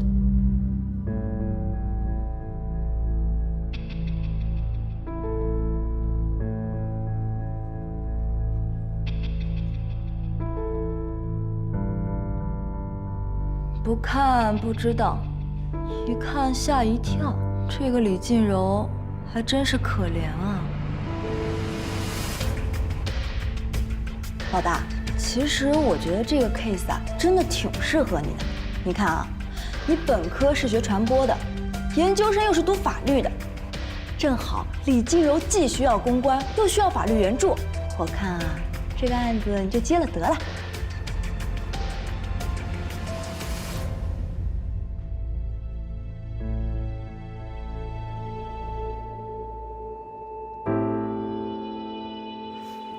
老大，你猜猜 New Face 的公关代理是哪一家？居然是 DL 传播！你想想啊，你要是接了李静柔这个案子，干掉 DL， 那不是易如反掌吗？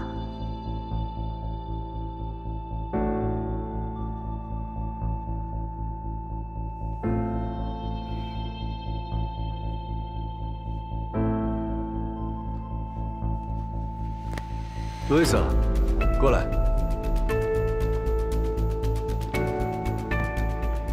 老大，你答应了？给老罗打个电话。老罗？他不是一直劝我开直播做公关讲座吗？你跟他说我答应了，明天就可以。直播？干嘛好端端要做直播啊？明天你就知道了。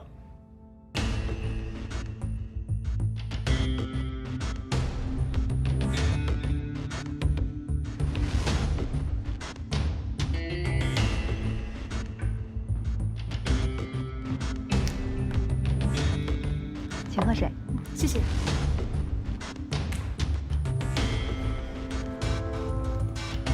魏先生可以开始了吗？你说可以就可以。OK。各位网友好，今天我们的直播嘉宾呢是公关界的大咖魏哲先生。魏先生一直很忙的，所以我们西瓜视频请他是非常的不容易。那今天我们请魏先生来谈一谈最近热门的彭坤案。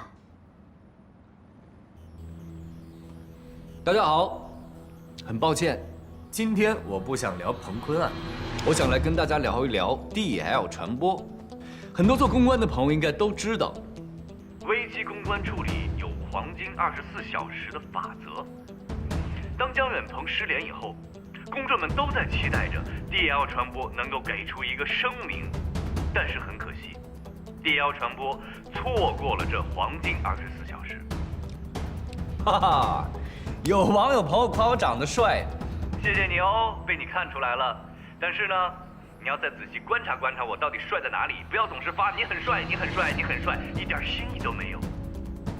他们是什么时候给出的回应呢？3天后，也就是有人去他们公司泼了油漆以后，他们才如梦初醒般的开了一个发布会，轻描淡写的说了一下这件事情。呼呼，有网友朋友们送我火箭了。谢谢喽！要是在生活中送我一个就太好了，有一个又一个。哎呀，好了，先别送我了，让我把话说完。作为全上海顶尖的传播公司，他们连自己的危机公关都没有处理好，所以我非常的质疑 ，DL 传播到底有没有一个专业的危机公关团队？有网友说没有，你是 DL 传播的人吗？啊，你一定是我派过去的卧底吧？还真让他说着了。咱们公司是没有危机公关团队。你哪会儿的？其实我对 DL 传播多少还是有些了解的。姜远鹏先生是著名的公关专家，全上海的公关业务他是大了。但是现在姜远鹏先生一走，可就不好说了。从目前的表现来看，我敢认定 DL 传播已经没有一个真正懂得危机公关的人了。所以啊，我很替 DL 的客户担心，你们可要小心喽，千万不要出事儿。他们做正面的宣传是一个顶2个，但是一旦你们出了事儿，那可就只能听天由命喽。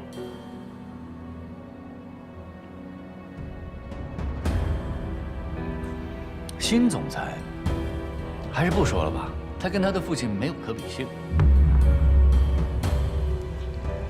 我招你惹你了？朋友们很执着啊，非要让我评论2句啊。好吧，那我就勉为其难的说2句。江达林总裁，恭喜你，你成为了第一个在发布会上当众怒怼记者红极一时的公司老板。你的表情包我也存了，非常的好笑，吃瓜群众看得很开心啊。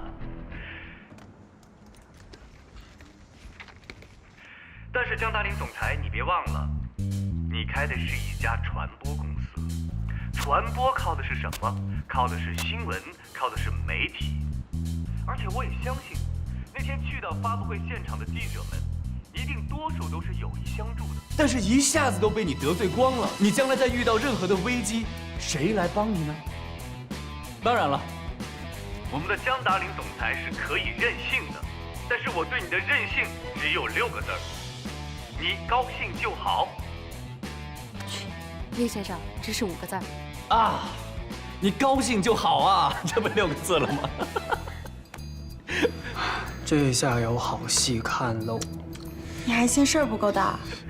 你根本什么情况都不知道，凭什么说江大林任性？你根本什么情况都不知道，凭什么说江达林任性？我认为，江总裁一定没有听说过公关界的一句名言：公关的一半是新闻。就你懂是吧？ DL 传播有自己的危机处理策略。至于那些媒体，江达林总裁不过是说出了他的看法，也许他情绪有点激动，但对于一个第一次开发布会的人来说，你是不是应该多一点宽容，少一点刻薄？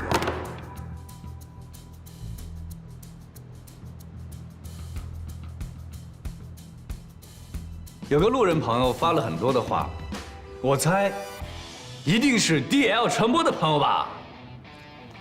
哇哦！谢谢我懂你。 谢谢摩天轮，又是100个哦！谢谢西瓜雨。这位路人朋友，江达林既然接替了总裁的位置，那他就必须要有总裁的担当。他现在代表的是整个公司，不是他个人。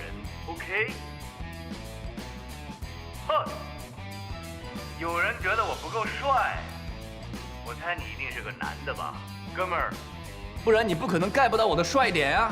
回去问问你的女朋友，我魏哲究竟帅在哪儿？自恋。那即便如此，在你根本不知道幕后故事的情况下，不应该轻易就说别人是任性吧？我们每天要看很多的新闻，读很多的微博，在朋友圈会看到很多的图片。你敢保证你一定知道背后的故事是什么吗？但是你也没少去评论呢。 不然这些弹幕评论从哪里来的？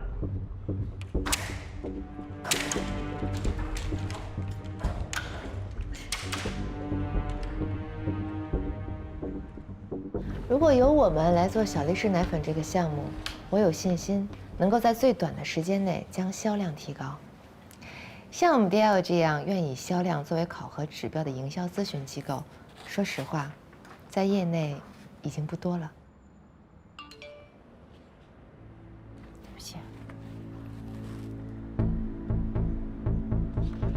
我最想不通的就是，作为一家业内知名公关公司的总裁，他似乎连最基本的公关常识都不知道，就鲁莽地开了发布会。看看这个，我也很想知道，究竟是江达林没有准备到位，还是他的心太大，根本不屑准备？就是想让别人看你的笑话吗？一针见血，与记者为敌，就是会成为舆论公敌。 这人是不是来碰瓷的？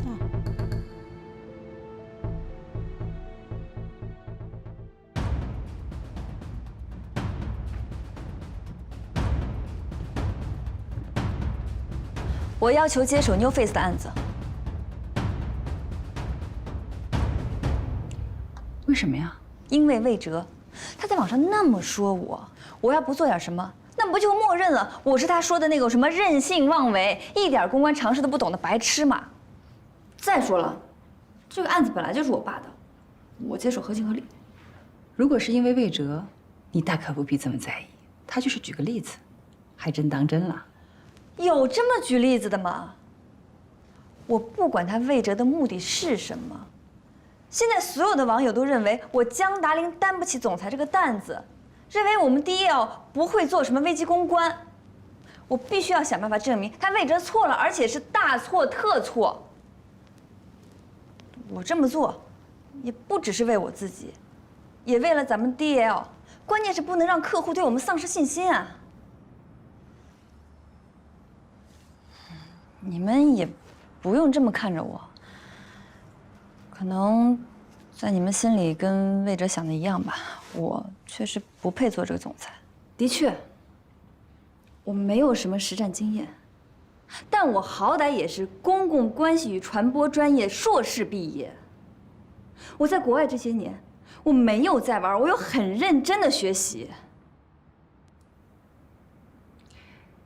你想好了？我是总裁，我决定了 ，New Face 案子我要管。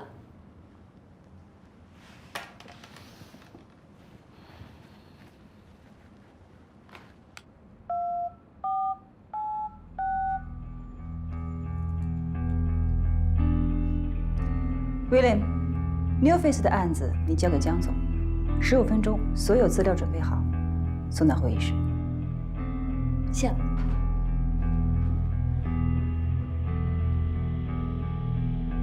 这让他干呀？他是总裁，他说了算。New Face 的案子多棘手呀，他是第一次，从来没有单独干过。要不然，我配合他一下。你不要多事。进来。江总，您要的资料我都拿过来了，有些电子版的我一会儿会发给你。谢谢哈。不客气。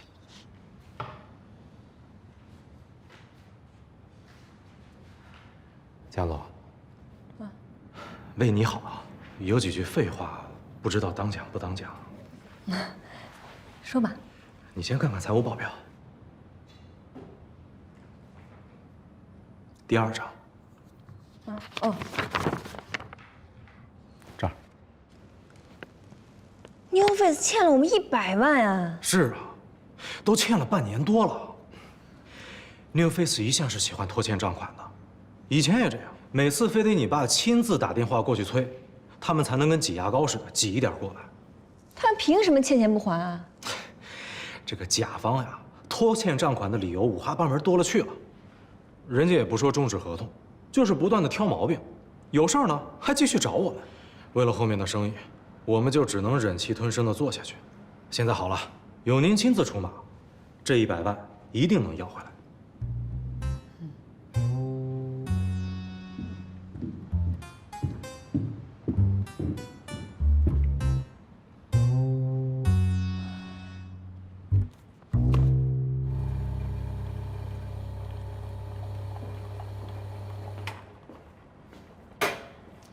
谢谢。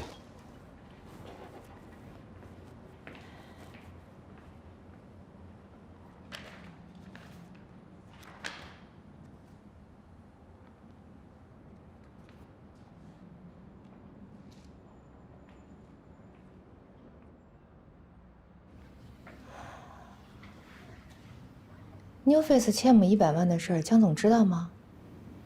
我刚跟他说。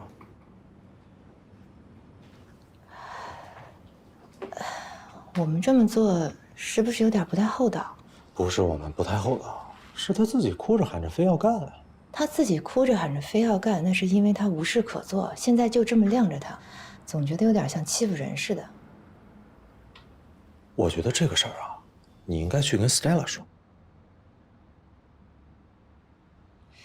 那行政归你管吧，办公室的装修能不能催他们快点？Stella 说了，不急。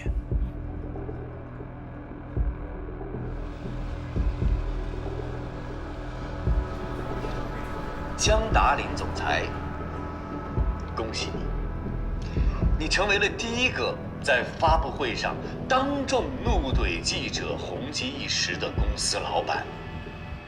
你的表情包我也收藏了，很好笑啊！吃瓜群众看得很开心啊。但是，江总裁，你别忘了，你开的是一家传播公司，传播靠的是什么？传播靠的是新闻，靠的是媒体。而且我也相信，那天被请到发布会现场的媒体们，一定多少还是想有意相助的，但是一下子都被你给得罪光了。不是吧你？在直播里当众被人损一遍不过瘾，回家还要看多少遍视频啊？受虐狂！我觉得他说的没错，连他都看得出来，能被我们公司请到现场去的这些记者，都是平时跟我们公司关系不错又有意相助的媒体。如果没有人纵容的话，他们怎么可能这么肆无忌惮的为难我呀？你还挺想得开的。我看这个魏哲啊，别的水平不知道，这搞事情的水平倒是一流的嘛。我觉得这回他算是帮了我。那你还成帮你了？你想啊，他说的这些事情，难道我不知道吗？可是我知道有什么用，我不可能现在就跟 Stella 对着干，对不对？他刚好把我想说的话全都说了出来，提醒那些人我不是傻子，明眼人都看得出来。你这么一说的话，好像还有点道理啊。这叫什么？帮你敲山震虎。Stella， 那就说好了，明天早上9点我给你约王总。OK。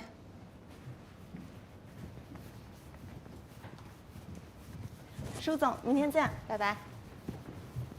舒总，明天见，拜。怎么啦？刚才聊了半天了，还没吩咐完吗？是不是又让我加班呀？你刚才说明天要参加校友会。是的，但如果要是有事的话，我也可以不去。不，你得去。怎么了？据说参加校友会能够找到爱情，你需要爱情。爱情，好奢侈啊！我已经不是小姑娘了。找到爱情并不难，心不能老。一点点苯基乙胺，一点点多巴胺，再加上一点点肾上腺素，就能够找到爱情。地球上70亿人，发生这么简单的化学反应，应该属于大概率事件。被你这么一说，这个校友会我还真不敢去了。不，你必须得去。为什么？魏哲是你的校友吧？没错，但是不熟。他那个助手路易斯，之前应聘过 DL， 由于毕业院校一般，面试没有成功。有这事儿吧？有这事儿。怎么？你连他的助手都已经查了？知己知彼。魏哲在直播上对 DL 明目张胆的找茬，这不是偶然事件。我们得搞清楚他的意图。而且，圈中在传他最近想动一动，再找下家。对于这样的明星转会，我们 DL 不能成为局外人。你的意思是让我去试探一下魏哲？不是试探，是诚恳地邀请他加盟。如果魏哲不能加入 DL， 迟早有一天他会成为我们的敌人。那可不是一个美妙的消息。我懂了，去吧，打扮漂亮点儿。他是单身，魏哲也需要爱情。这个任务太艰巨了，我可能无法完成。不，你可以的，看好你。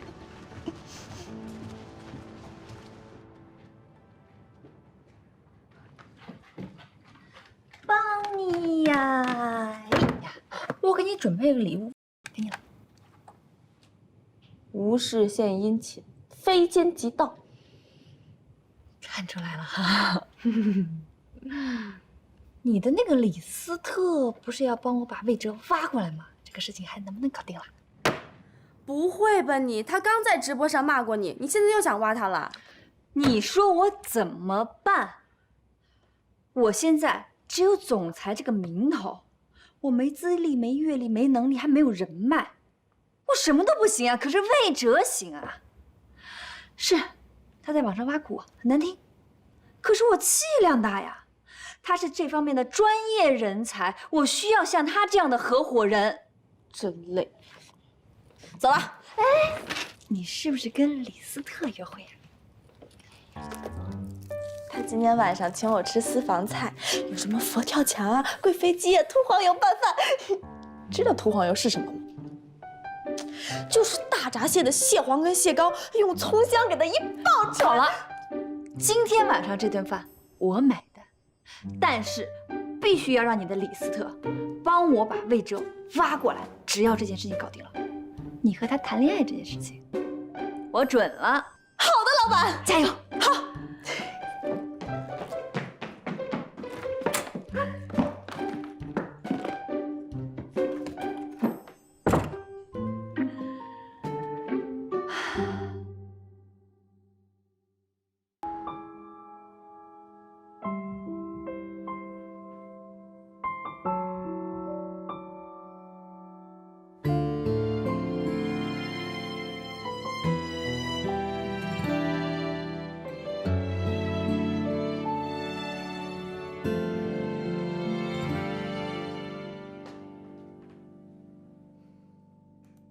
等世界冒出嫩芽的声音，才逐渐看清窗外风景。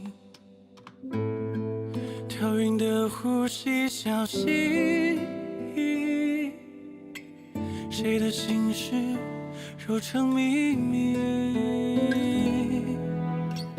等回忆缓慢无声的提醒，城市中那一些繁文牍砺。杨默，你干嘛呢？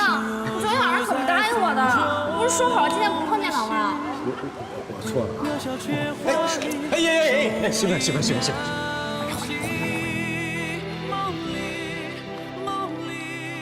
媳妇儿。走了，别弄了。哎，你不是说好今天陪我去复健吗？走了。这世界有太多故事，太美丽，只不过风声掠起。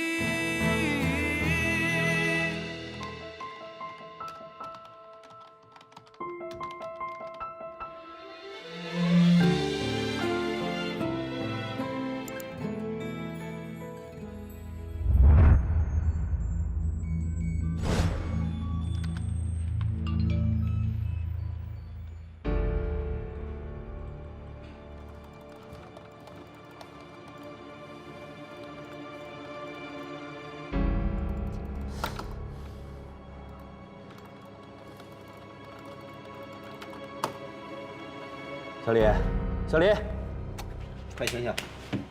我跟你说，这奶妈不行啊 ，DPS 太弱，奶量大有什么用啊？好歹也得打几下吧 ，DPS 增加20%，赶快调整。啊，知道了。查总出事了！怎么了？快看手机。杨默他老婆发了条长微博，现在朋友圈都刷屏了。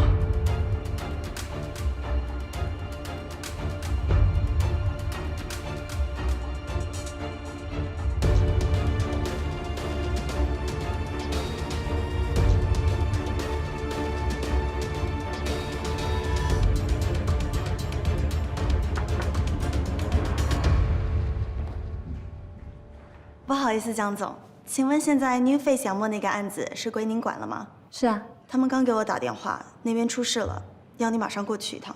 啊？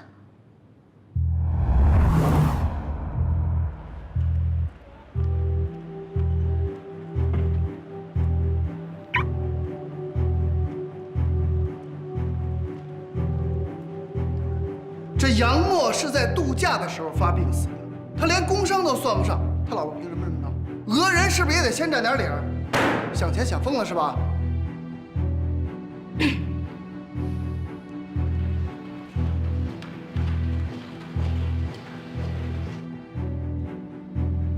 红茶，我跟你说，我这个人啊，话糙理不糙，对事不对人。你说杨默对咱们公司有贡献吗？有。他是过劳致死的吗？不是。咱们一码归一码。李庆柔的意思是，虽然是在度假，但因为杨默每天晚上都在加班，所以才导致他的心脏病发的。这话不能这么说吧？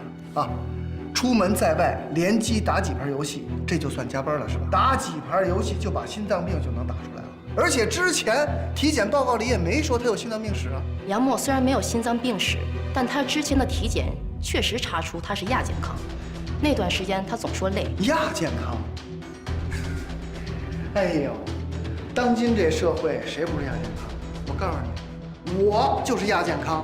你不能说你这亚健康就是公司给你造成的。每个人都要为自己的身体健康要负责任的。如果你觉得身体不舒服，你完全可以说出来嘛。红茶，你是他的领导，你有收过他的请假条吗？我们产品部的人都是拼命三郎，半年也收不到一张请假条。项目紧的时候，就算觉得身体不舒服，也没时间去查一查，挨一挨就算了，没人会说出来。我怎么听你这话阴阳怪气的了？啊，你的意思是公司不准任何的员工请假是吧？我的意思是，杨默的死，公司是有责任的。公司有什么责任？你说这句话才应该负责任。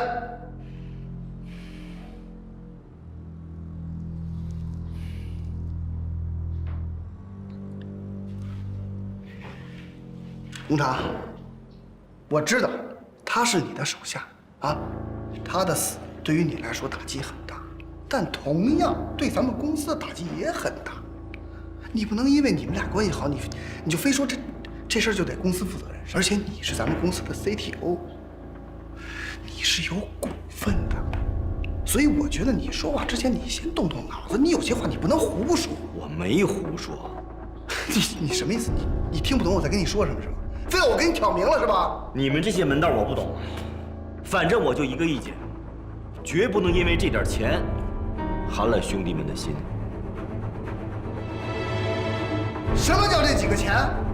不是这几个钱你创什么业？这几个钱你不分吗？哎，你谁啊？你好，我是 DL 传播的江达林。DL 传播的是吧？我们公司的负面新闻已经在网上传疯了，你们怎么才来啊？啊，你们那些所谓的舆情监测呢？啊，出了事儿还得我们先通知你们，那要你们干嘛呀？实在抱歉。而且你们这公司也太敷衍人了，就派你这么一个小姑娘过来。你说说吧，你们公司现在什么意见？截至目前为止，李静柔这篇长微博已经是热搜榜排名第1，转发量15万，评论量是10万。行了，说点有用的行吗？这些我们都已经知道了。目前最棘手的，不只是李静柔这篇长微博带来的社会舆论，还有我知道贵公司下周就要上线一款新游戏，这2件事情加在一起，对贵公司十分不利。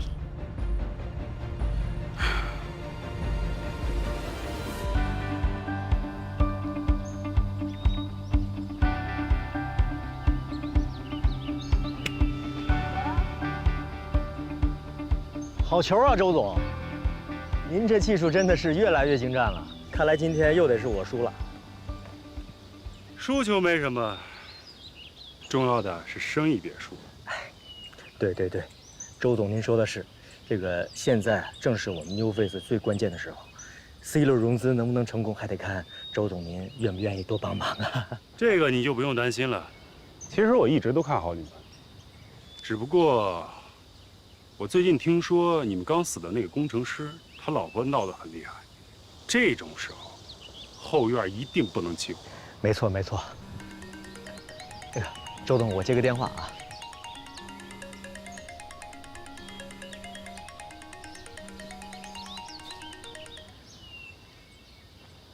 喂，你说。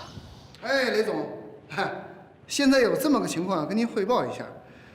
关于杨默这个事儿，咱们从法律的角度上来说，一点问题都没有。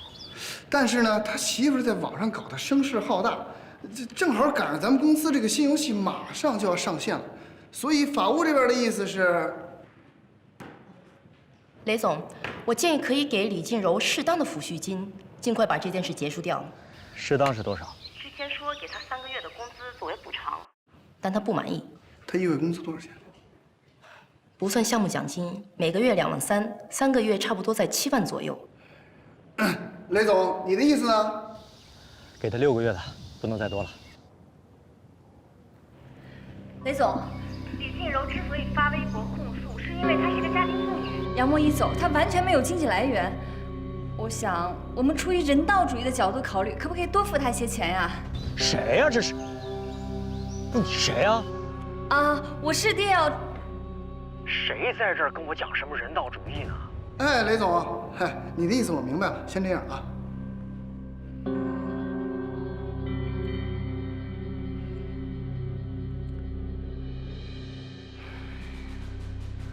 这样，我来想办法，劝雷总把他的补偿款涨到10个月，你来想办法尽快和这个李静柔给我达成协议。这件事越快解决越好。人家雷总在外边融资打仗，咱们在家里不能给人家添乱。明白。还有你，赶紧让你们公司拿出来一套解决方案来，先给我出一声明。明天早上上班之前，你必须得给我发出来，别光拿钱不办事儿，啊！就这样，散会。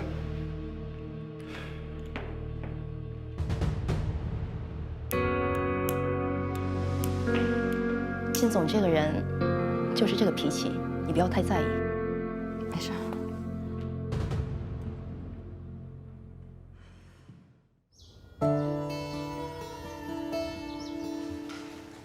您又来啦？哎，你好。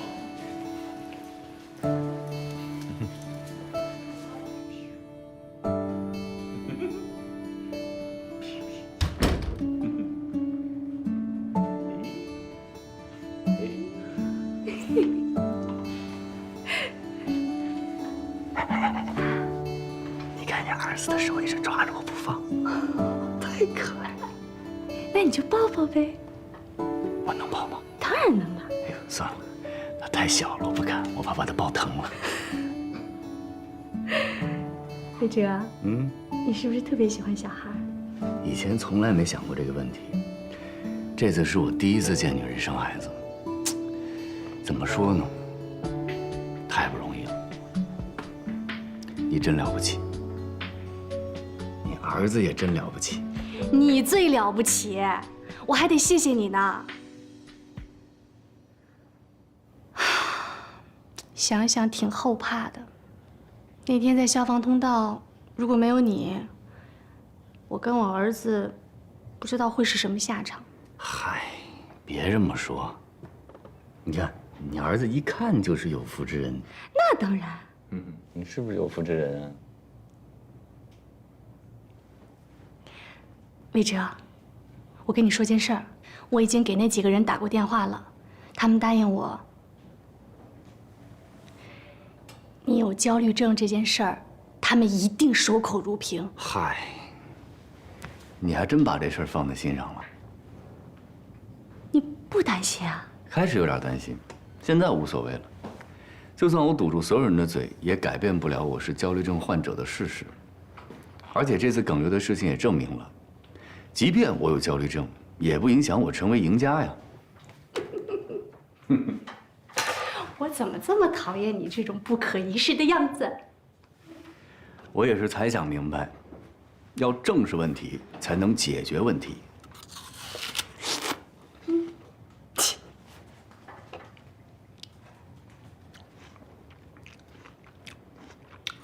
哎，我都来医院好几回了，怎么从来没见过孩子他爸呀？我老公在西藏支教呢，他课程安排的特别紧，所以得10几天以后才能回来。哦，是这样。那我可以替你老公最近经常来看看你啊。你不是来看我，你是想来看我儿子的。哎，你知道吗？外面那些护士，他们以为你是孩子他爹。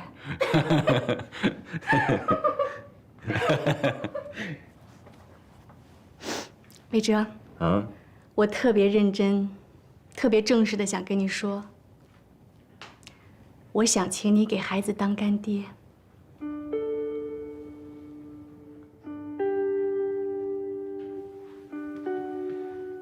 不胜荣幸啊。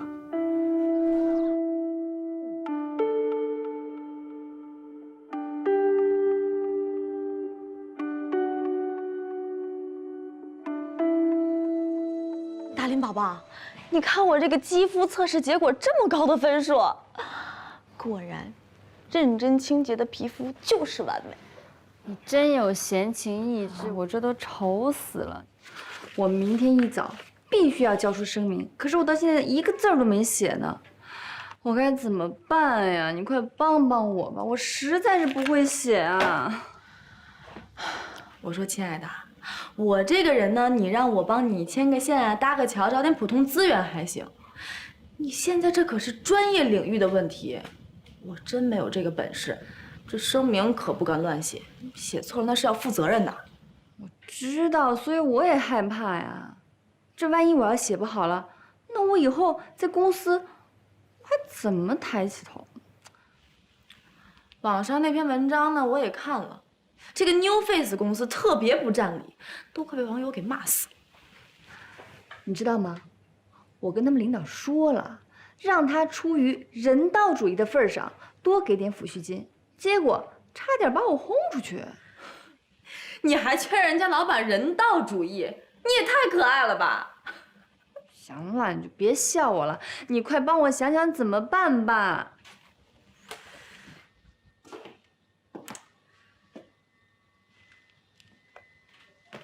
实在不行，你去问问你们公司那个 Stella。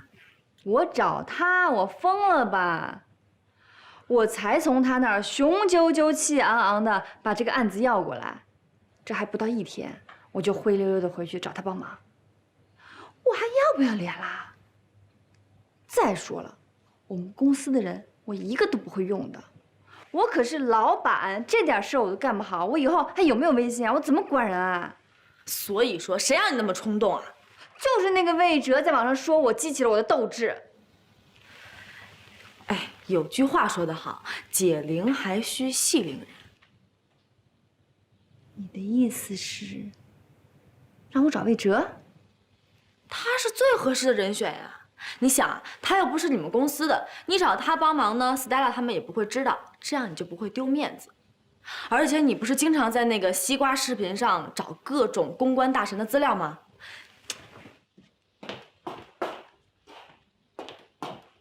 您看啊，现在这个西瓜视频的首页上全是他的视频。我看啊，现在能帮你的只有魏哲一个人了。抛开别的不说，他的专业能力还是很可以的啊。可是我之前对他态度那么差，愿意帮我吗？现在知道后悔了？我早就跟你说过，见面留一线，日后好相见。不过我觉得你也不用太担心，你可以找个借口去见他，然后呢，跟他好好道个歉，认个错。实在不行就牺牲点真金白银嘛，大不了多分他点 New Face 代理费。总之，你要用你的诚意去打动他。你说的还真挺有道理的。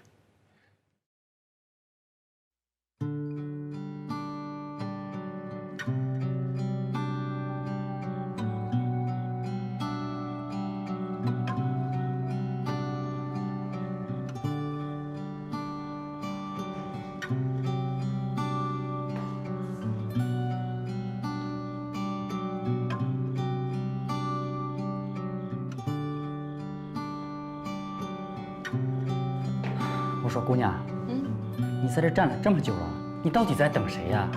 魏哲，你跟他什么关系？女朋友。哦。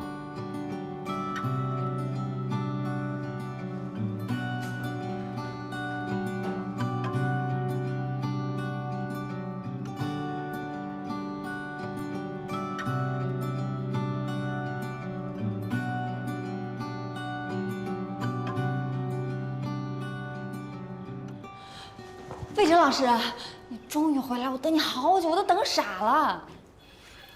你怎么来了？我是特意来给您道歉的，这是我送你的礼物，请您笑纳。为什么要道歉？是这样，我呢去了那个酒吧，我也问了Kevin了，确实是您帮我付的酒钱，所以之前是我错怪您了，不好意思啊。你怎么知道我住在这儿啊？跟踪我？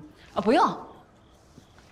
你在微博上抛过一张你家里的照片，我经过一比对啊，发现你就住在河滨大楼，太有品位了。你以前当间谍的呀？友情提醒一下，把自己家里的照片放在网上，需要特别谨慎。礼物我收下了，道歉我也接受。你呢，可以回去了。哎，等一下，魏哲老师，其实呢，我今天来还有另外一件事情。对了，我在网上看到你的直播了。哦，来算账的？啊，不是，我觉得你骂的特别好，特别有道理，我虚心接受啊。我还第一次见到挨骂也上瘾的人。啊，那就得看你骂的好不好了。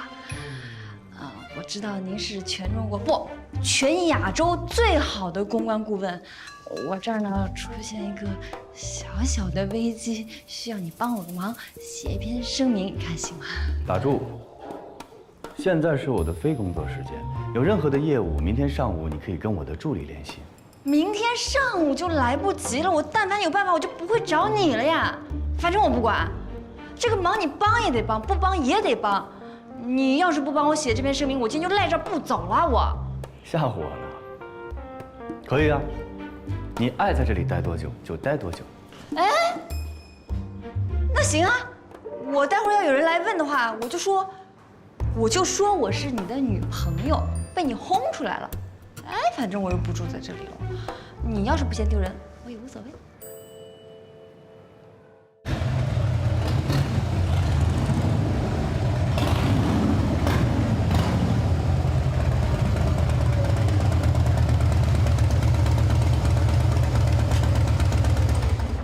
宝贝儿，到家了。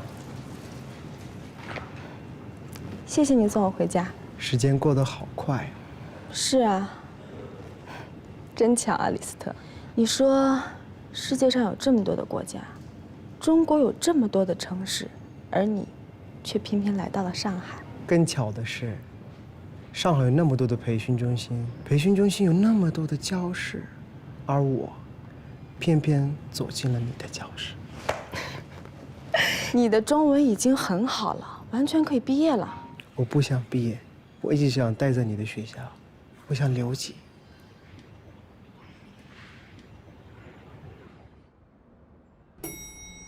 所以大概就是这样的一个情况，他们一定要让我写什么声明，主要是这篇声明我也不会写啊，你得帮我啊。我听明白了，New Face 的杨默案我知道，他的遗孀李金柔来找过我。你不会要接他单子吧？我不接。那就好，我们公司呢代理的是 New Face， 不是李金柔。对我来说都一样啊，无非就是讨价还价嘛。李金柔坐地起价 ，New Face 就地还钱，我对这种案子一点兴趣都没有，所以，请你另请高明吧。不是大晚上的，你让我上哪儿请高明去？再说了，全上海滩最高明的人不就在这儿站着呢吗？主要是我的时间来不及了，他们让我明天务必出一份声明，可是我到现在都不知道该怎么写，你也得教教我呀。所以啊，你更得抓紧时间了。要不要上去喝杯咖啡？恭敬不如从命啊。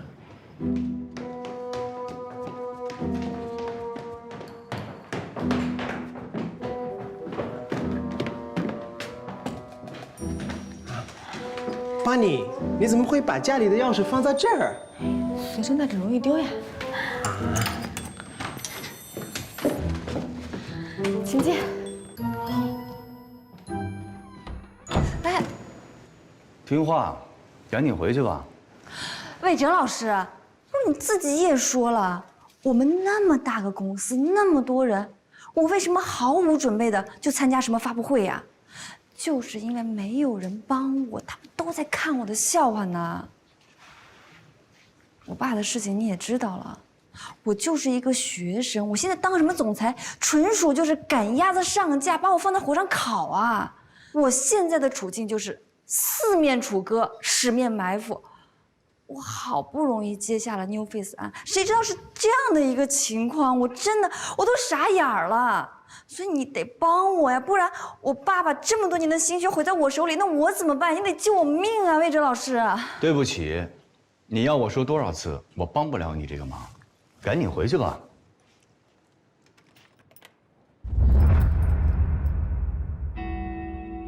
我不管，这个忙你帮也得帮，不帮也得帮。谢谢。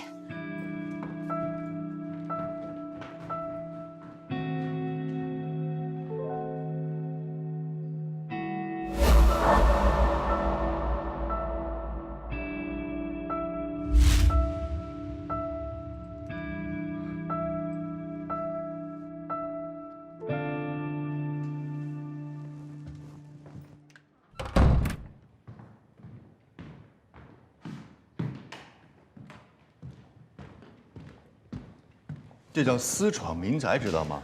你没有拦我呀？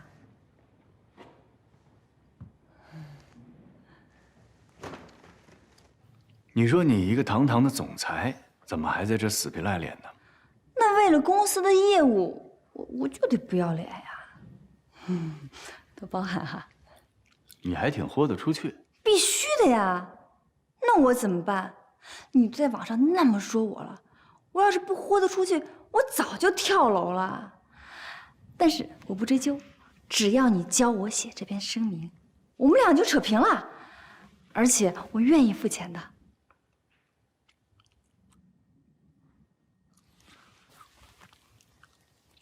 你知道我是非常贵的吗？我知道，我付得起。你就当我是你的客户。我从来不接个人业务。那太好了，我现在就以 DL 总裁的身份，诚挚地邀请你加入我们的公司，当我的合伙人。有很多很多的人在邀请我，那又怎么样？那我为什么要答应你呢？因为我够有诚意啊。我们就从这篇声明开始磨合，说不定你很快就不烦我了，会喜欢我呢。只要你同意，我们随时签合同。你看，公章我都带了。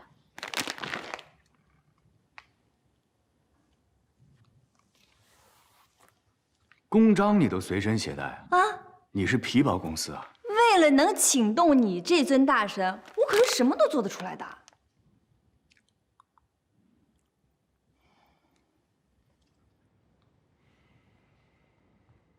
我教学生，不许反驳，不许质疑，可以问问题，但是同样的问题，不许问第二遍。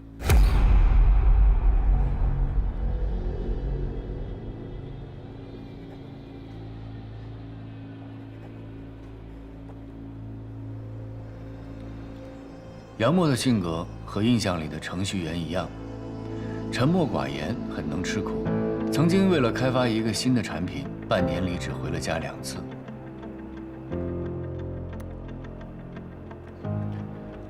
NewFace 公司在盛行996文化的互联网圈里，也是以加班著称的，强调狼一样的性格，狗一样的忠诚。企业价值观用一句话来概括，就是出来混就得玩命。什么叫996？朝9晚9，一周工作6天。那不跟我们一样吗？我们到现在还在加班。所以，在这种文化背景下，即便是在度假期间，在杨默临死的前一天晚上，都有非常大的概率杨默是在加班的。那这么说的话，NewFace 有点过分吧？我跟你说这些，不是要把你推到 NewFace 的对立面，而是要告诉你，在写声明之前，一定要弄清楚自己所处的位置，特别是自己的弱点。那按你说的，NewFace 是有错的呀，我怎么帮他们辩护啊 ？NewFace 一点错都没有。是你刚才说的，很大概率杨默在加班。你有证据吗？从法律的角度来看 ，NewFace 一点错都没有。即便杨默是在度假期间加班去世的，但是网友也只能站在道德的高度进行声讨。可是我觉得这么说不对。杨默确实是在度假中过世的，可是很显然啊，他是积劳成疾 ，NewFace 还是要负一部分责任的。而且 NewFace 那么有钱，多给些赔偿怎么了？你在替谁辩护？你是谁的代理人 ？NewFace。很好，记住，无论在什么时候，处理危机公关事件的首要原则就是客户至上。可是我觉不反驳不质疑，客户至上。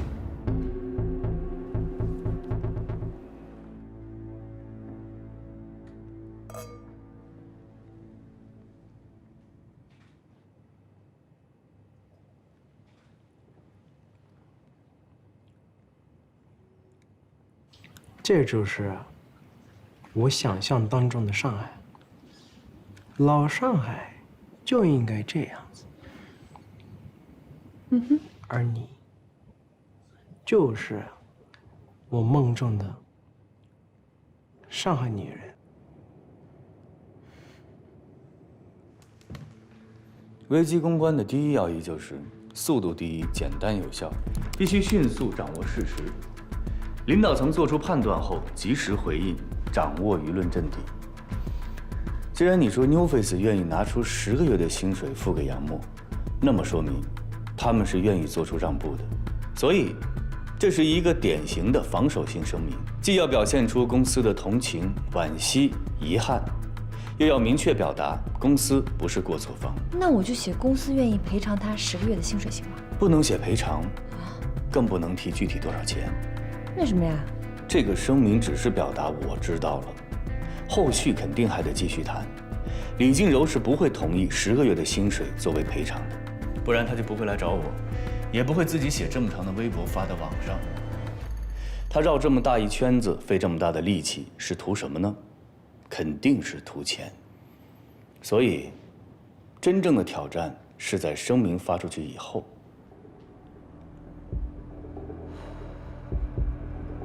我明白了。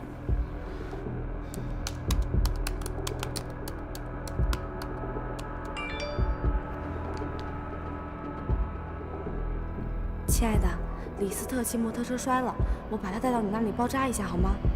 不好意思，我回个微信啊。你千万别着急啊，我的床头柜里有个医药箱，你给他包扎一下。哎，不行你就带他去医院呀。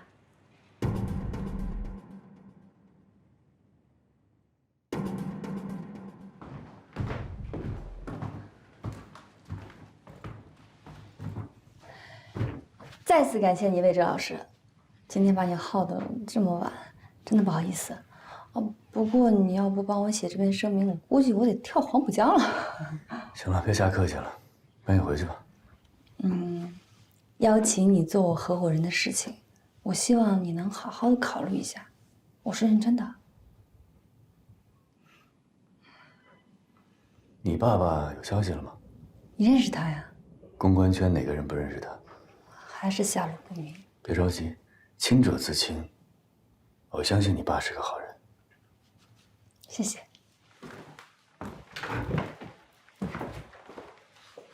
晚安。晚安。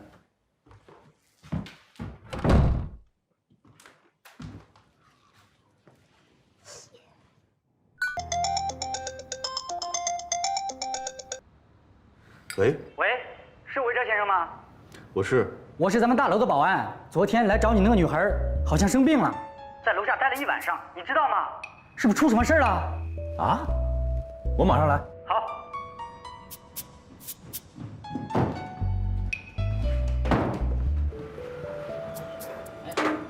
人在这儿呢。谢谢啊。没事。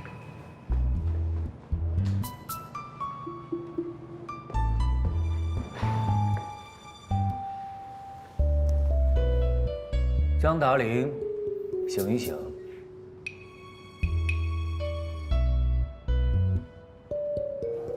张达林。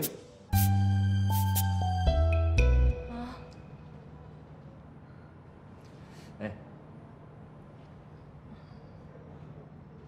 你发烧了，头这么烫。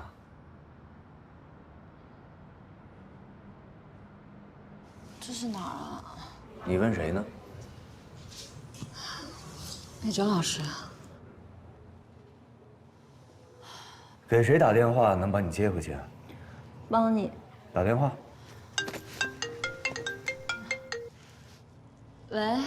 你们写的声明，我们法务部看了，觉得不行。声明不行？为什么呀？为什么不行啊？我们雷总不能道歉。雷总必须道歉，不然发什么声明啊？你是哪位？我是魏哲，江达林的助手。总之，这个声明不能这么发。这声明必须这么发。责任到底是谁的都还没搞清楚呢。现在没人关心责任到底是谁的，网友们只关心你们的员工付出了一切，现在过劳死了。你们公司却在抠抠搜搜，舍不得一点抚恤金。你给我听好了，如果你们想大事化小，小事化了，现在公司上上下下只能有一个声音，那就是我魏哲的声音。只能有一种态度，那就是我魏哲给你们的态度。我要马上见顾凯雷。我们雷总没有时间见你。你以为我想见他吗？除非他认为杨默的案子对你们公司无关紧要。我会在40分钟后到你们公司。我这个人非常讨厌别人迟到。走，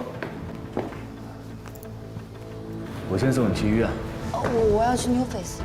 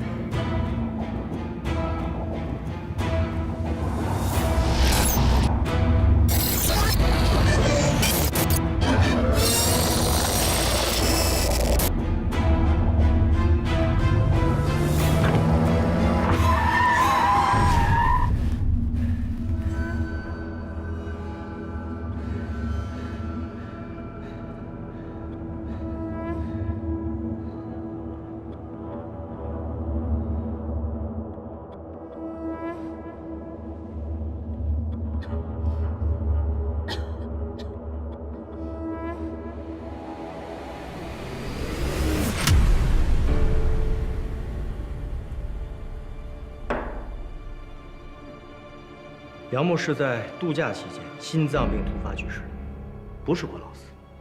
这点你在声明里必须要写清楚。还要我说多少次啊？你只要在声明里主动提及“过劳死”这3个字，就是在给网友找话题。现在我们追究死因是非常愚蠢的，网友只在乎杨默猝死以后的处理结果和你们 New Face 的态度，可这根本就不是我们公司的责任。那你打算找谁说理去？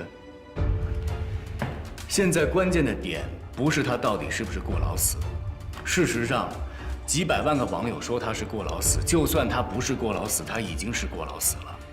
你们 New Face 现在是一家正在上升期的著名公司，而杨默只是一个普通员工。行人乱穿马路被汽车刮伤，汽车司机就算是没有责任，也会赔点钱。你觉得你的一句没有责任就能了事了？你现在需要安抚的是网友的情绪，可我不能任人敲诈。你已经没有时间了，半个小时之内这个声明必须发出去，措辞必须诚恳，态度必须有同理心。你要向杨默的亲属还有网友道歉。雷总不能道歉，他必须道歉。他不能道歉。我再说一次，他不是因为这件事儿道歉，他是因为其中的误会道歉。道歉是一种态度。我只知道道歉是要负责任的，万一引发诉讼怎么办？他不会去诉讼的，诉讼他没有证据，1分钱也赔不到。但还是有风险。公司正在融资审核，我们不能有任何法律风险。如果舆论继续扩大，你们公司将面临的不仅仅是法律风险这么简单。你知道我在处理危机的过程中最讨厌什么人吗？就是你们这些法务，从来不会站在战略角度考虑问题，一天到晚就是风控，为那么一点点所谓的风险拼命的扯后腿。我警告你，你不要挑战我的职业尊严。我只是在陈述一个事实。各位，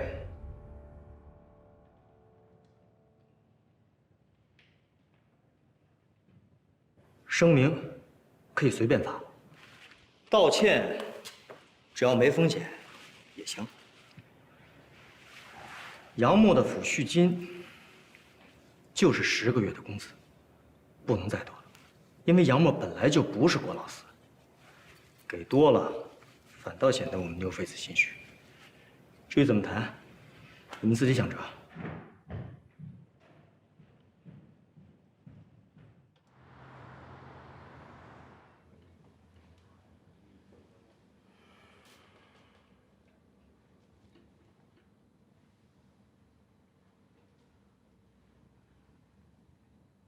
请坐吧。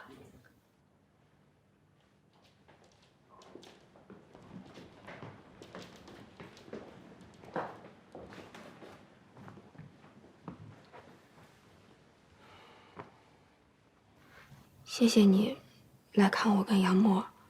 杨默走了，你别太伤心了。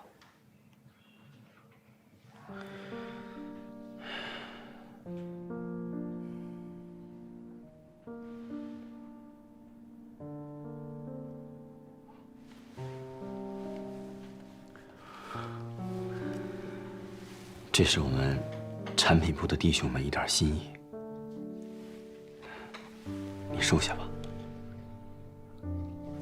我不能要你们的血汗钱呢。静柔，你现在一个人，还得为杨默讨公道，花钱的地方很多。这钱你收下，拿着，不然弟兄们会寒心的。谢谢，我替杨默谢谢你们。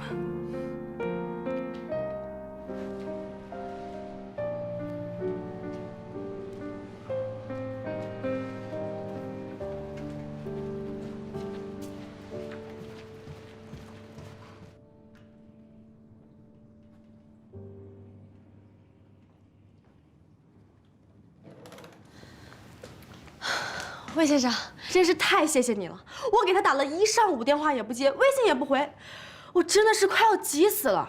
搞了半天，原来是生病了。魏先生，江达林昨天晚上是在你那里睡的？别误会啊，江达林是在我们家楼道睡了一晚上，早上是被保安发现了，给我打电话我才知道的。我也不知道他为什么不回家，在楼道里睡的。他这个人就是这个样子，稀里糊涂的。现在公司找了公关团队，来处理杨默的案子。我担心这件事情越来越难解决了。他们发的声明我看了，New Face 刚刚也给我打过电话了，他们只肯出10个月的工资作为补偿，那连30万都不到。我感觉我现在就像个要饭的。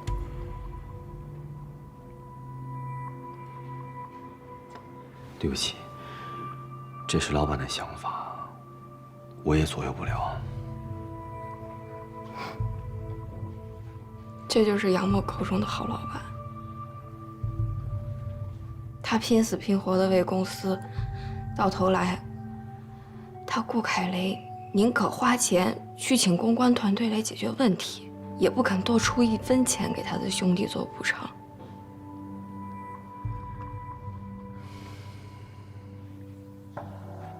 他们真的太过分了。你先忙吧，那个江达玲交给你了。哦，等一下，谢谢你教我闺蜜写声明，谢谢你替她开了会，谢谢你把我闺蜜送回家。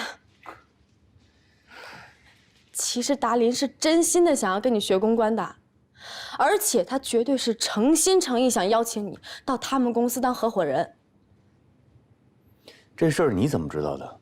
我向他推荐的你啊。你很了解我吗？我之前调查了你一下，花了2000块钱才拿到你的详细资料。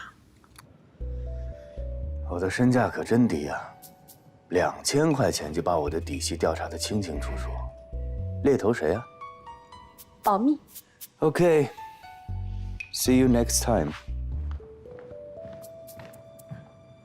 拜。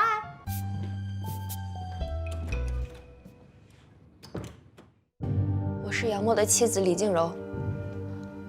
我要告诉大家 ，New Face 至今仍在掩盖事实真相。杨默就是被 New Face 累死的。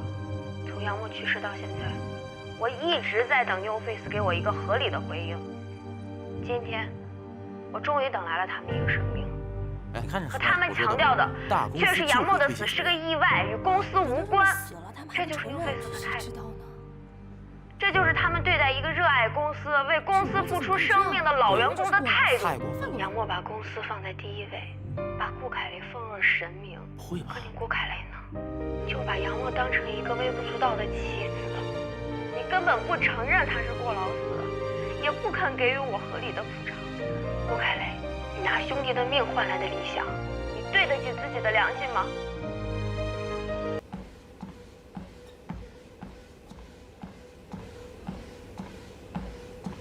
你真的决定加入 DL 了？为什么？为什么到现在才告诉我？江达玲说她需要我，让我好好考虑一下。现在我考虑好了，就通知你喽。老大，你知不知道我跟灯塔公关的项目已经谈到什么程度了？只要你去，灯塔愿意为你成立专门的公关部，由你全权负责，独立运营。另外，给你5%的股权，年底分红就这个数。你跟我说实话，你到底是看上 DL 了，还是看上那个江达玲了？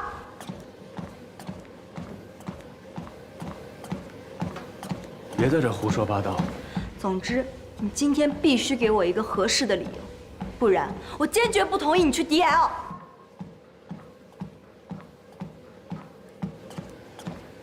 看你那气急败坏的样子。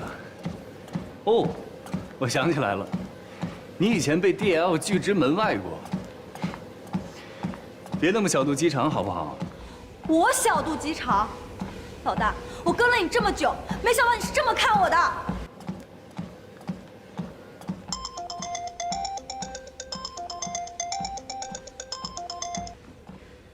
您好，您拨打的电话正在通话中。老大，我跟了你这么多年，之前多少公司找我，我都没有去，为什么？因为我愿意跟你在一起工作。可你不能因为我心甘情愿，就完全不考虑我的感受。去 DL 不是你一个人的事，你必须给我一个说得通的理由。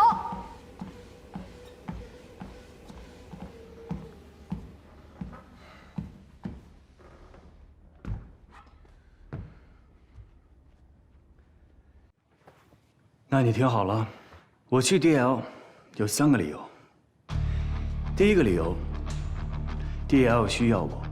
自从鹏坤基金引发了这场危机，就充分地暴露了他们在危机公关这一环节有多么的薄弱，就像要溺水的人需要游泳圈一样，我就是游泳圈。而且在这个时候跟他们谈条件，无论你要谈得多高，他们都有可能答应。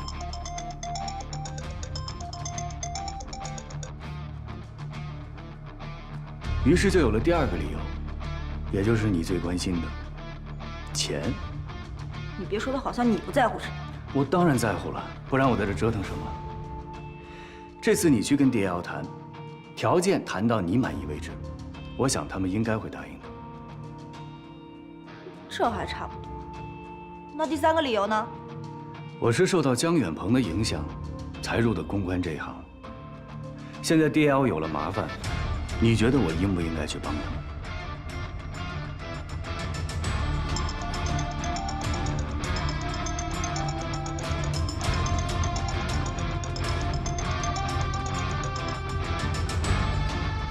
喂，总算接电话了。李静柔的视频我看了，我要马上见你。好。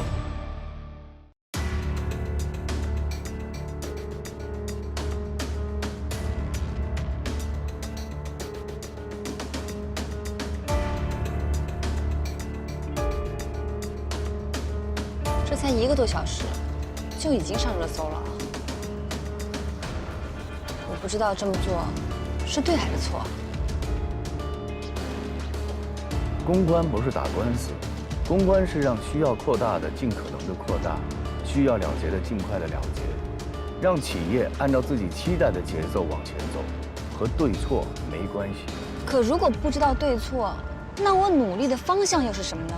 客户至上，你不需要有自己的方向，对客户有利的方向就是你应该努力的方向。我发现你喜欢纠结在对错里，这样很容易忽略事物的本质。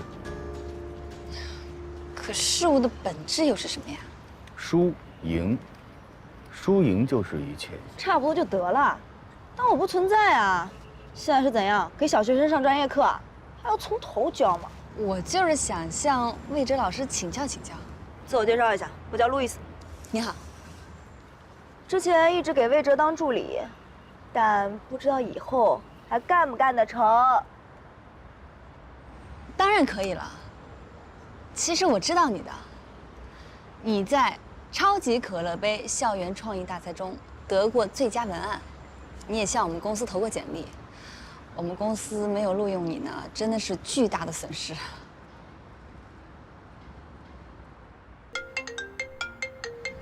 我接个电话。喂，你好，请问是江大林吗？是。魏哲在不在？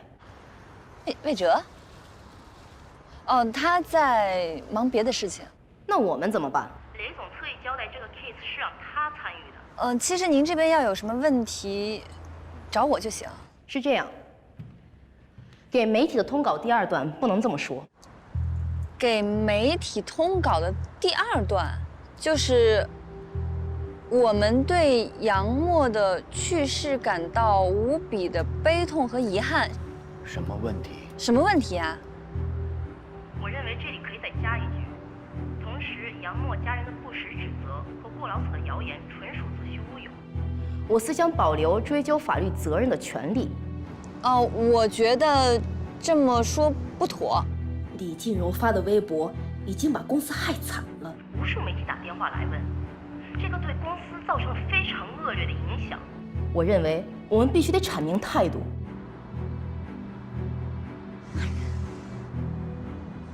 这是骂人。骂人？我骂谁了？杨默已经死了，如果这么做，只会显得很冷酷，也很残忍，会激怒网友的。我只是在表明立场。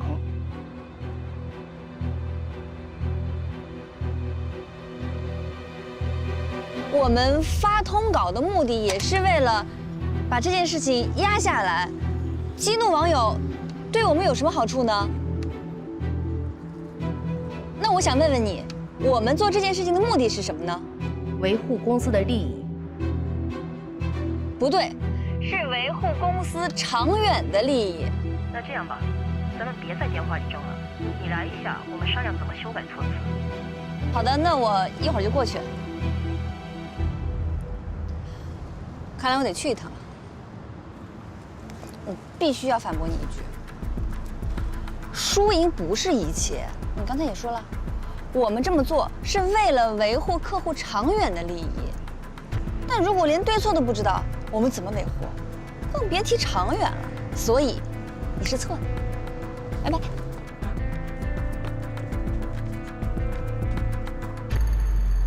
学会以子之矛攻子之盾了。他是在偷换概念。你从来都没有这么认真的教过我。但是你连我银行卡的密码都知道啊。那好吧，我就不吃醋了。他挺可怜的，现在就是个光杆司令。这 Stella 真够狠的呀！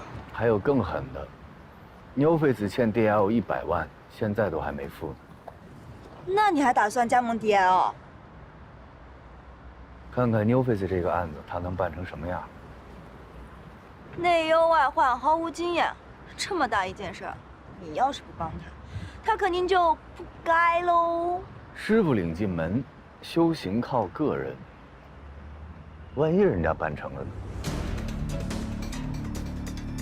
我是光环之塔，仰天际大旗，王之圣殿公会的会长，偏要吃兔兔。所有的玩家们，是时候联合起来，抵抗New Face的暴政了。我们要集体退楼，卸载光环之塔，用实际行动逼迫New Face承认过劳死，还杨墨公道。现在由我带头卸载光环之塔。自从这段视频上传之后，已经有超过5位数的玩家删号了，而且数字还在不断增加。这位玩家号召力非常强大，所以我们得赶紧想办法解决。不是，这帮人怎么听风就是雨啊？自己没点脑子吗？这样，马上发布公告，今天晚上系统维护，把那个新英雄叫什么来着？哪吒呀，还是木吒那个？红孩儿。对，红孩儿，让他马上上线啊！有了这个红孩儿，我就不信谁还敢过火焰山。新英雄原定下周3上线，紧急上线肯定不行。那明天呢？反正这周必须得上啊！这样，你跟大家商量商量啊，让大家辛苦辛苦，今天晚上奋战一下，尽量保证不要有 bug。肯定来不及。哎，还加班？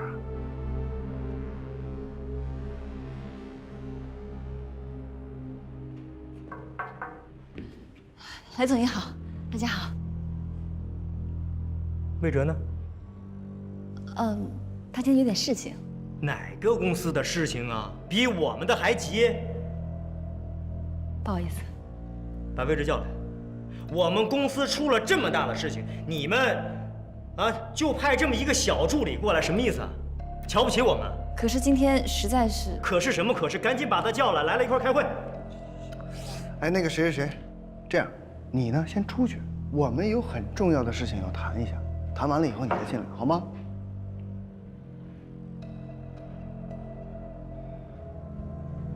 工作做得好不好，不是靠人多取胜的。我要是没记错的话，贵公司刚刚成立的时候也只有4个人吧？没错，我今天是一个人来的，但我不是什么小助理，我是 DL 传播的总裁。我也不是谁，我叫江达林。现在达林传播的总裁亲自为你们服务，还要有多重视呢？你们先忙好了叫我。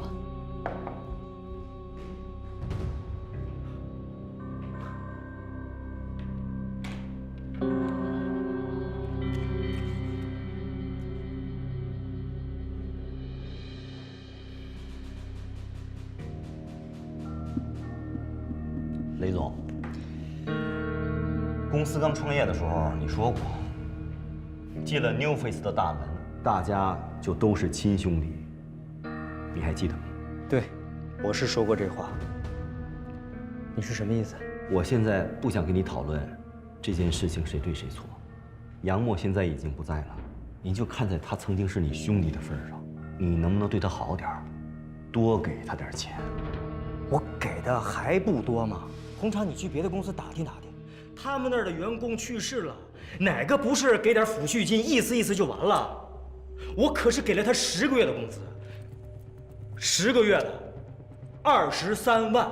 23万，对于一条生命来说算多吗？不多吗？而且你要弄清楚，杨默的死跟我们公司无关。杨默的死怎么可能跟公司没有关系呢？雷总，你问问自己的良心，这23万算多吗？我跟你说句实话，所有公司的人都觉得23万太少了。你觉得给多少不算少？最少100万。100万？你是不是疯了？这个头一开，以后再出现这样的事情，我每个人我都给他100万。杨默为公司付出了这么多，没有杨默，公司能有今天吗？没有杨默，你雷总能挣这么多钱吗？100万一点都不多。我跟你说，红茶，你现在非常的不冷静。我们这是开公司，不是搞慈善。你出去好好冷静的想一想，想清楚了你再进来。雷总，出去。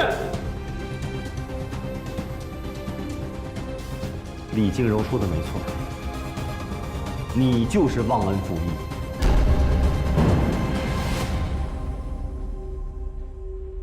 查总，别生气，我能和你聊一会儿吗？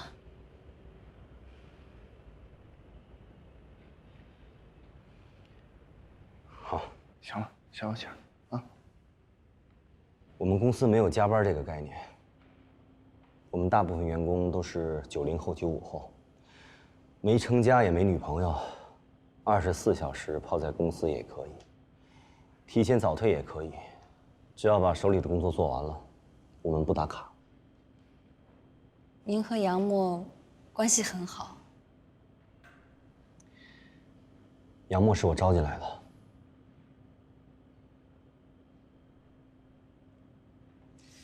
您跟他最后一次通话是什么时候？他去普吉岛的时候，你们有联系吗？我忘了。忘了。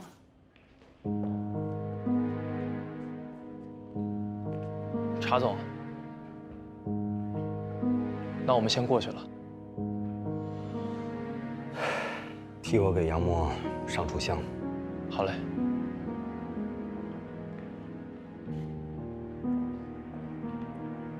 他们是要去哪儿？今天是杨默的头七。不好意思，我还有点事儿。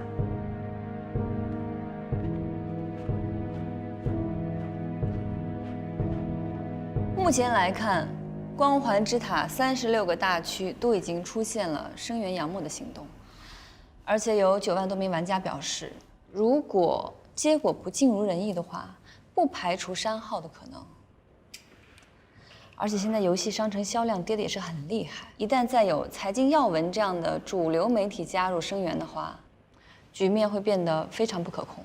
那你什么意思？贵公司应该尽快和李静柔谈判，找到一个解决的办法。好，那你还有那个魏哲，你们俩一起代表我们公司去谈。怎么，有问题吗？没有，没有问题。由于 New Face 公司发出声明，严重伤害了李静柔，因此李静柔在网上视频发声，对社会反响很大。对于杨默过劳死事件引发的连锁反应，很多年轻人对新型创业企业只讲效益不讲良心、没有道义的行为进行抵制。我们很想采访李静柔，但是李静柔拒绝采访。很多媒体聚集在她家楼下跟踪报道。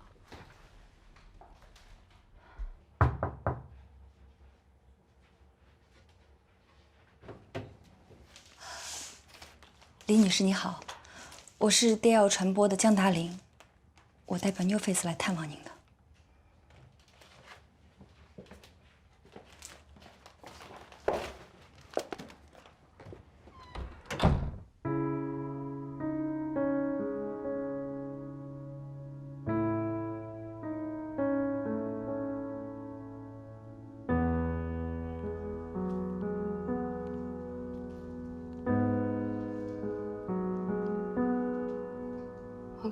默是别人介绍认识的。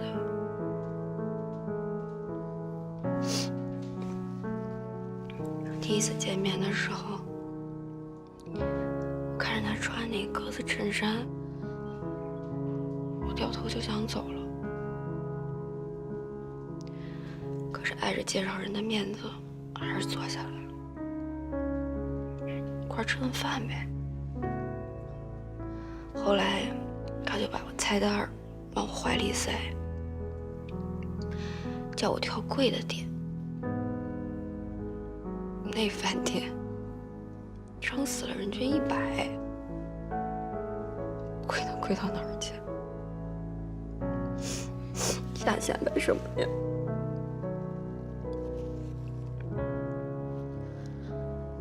我吃了2口就想走了，他就愣在那儿了。我就出门了，他才追上来。我还以为是他醒悟了呢。后来他说，是我手机落下了。杨默就是这么一人，他一点都不浪漫，但是他特实诚。首先，对您家发生这样的不幸，我们表示同情。其实我今天来就是想多了解一些情况，想知道您的想法和要求。不管怎么说，杨默都是 NewFace 的员工，他这次度假发生这样的意外身亡，不是意外，他在加班。我从认识他那一天起，他到哪儿都背着电脑，到哪儿都先问有没有 WiFi 或者4G 信号。是，不可否认，杨默真的是非常好的员工。但您说的这些，并不能证明他在加班。工伤保险条例的第39条规定，不要给我背条款。人活着的时候，每天废寝忘食，在公司吃，在公司睡，从来没有人找我背条款。现在人死了，你跑到这儿来给我背条款了是吗？不，你让我把话说完。其实我就是希望能认真的听您的意见和想法，并且我们能够友好的去协商。那双方如果真的想和解，那必须得拿出一点诚意，对吧？诚意。你一上来就跟我说杨默的死是意外，然后就跟我说背条款。哎呀，我问问你，你的诚意在哪儿？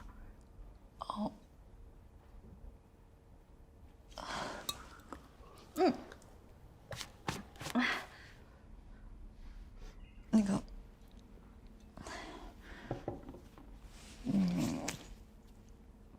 不好意思，我能去个洗手间吗？谢谢。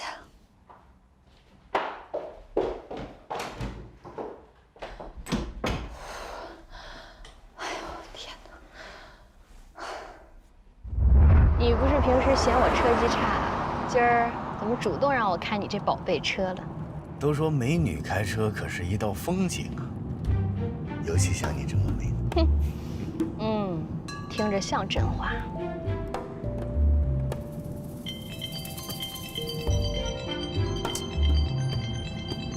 傅姐啊，不接。又怎么了？哎呀，你终于接电话了，我就怕你不接。我现在在李金荣的家里，我有一个问题想要问你，很紧急。你听好了，我现在拒绝回答所有专业的问题，我回答问题是要收费的。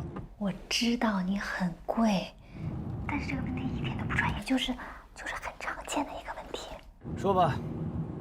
我很想跟对方讲道理，可是对方一直哭，怎么办啊？你想跟对方讲道理，可是对方总是想跟你讲感情，是不是这么回事啊？对，就是这个意思。很简单啊，这就说明你的道理没讲到点儿上。行了，我不跟你说了，我在外面有事儿。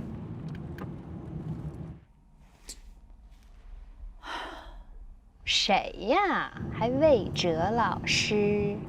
一个同行，同行管你叫老师啊？就是帮过他一个忙，然后哭着喊着要拜我为师，我都没辙。哟，哲哥还有没辙的时候呢。被你收了吧？哈哈哈哈哈！那还用说？当然没有了，平白无故把我叫老了一辈儿，这不是占我便宜吗？No no no， 我看是你怕被他平白无故叫老了一辈儿，不利于占他便宜吧？你真的想歪了？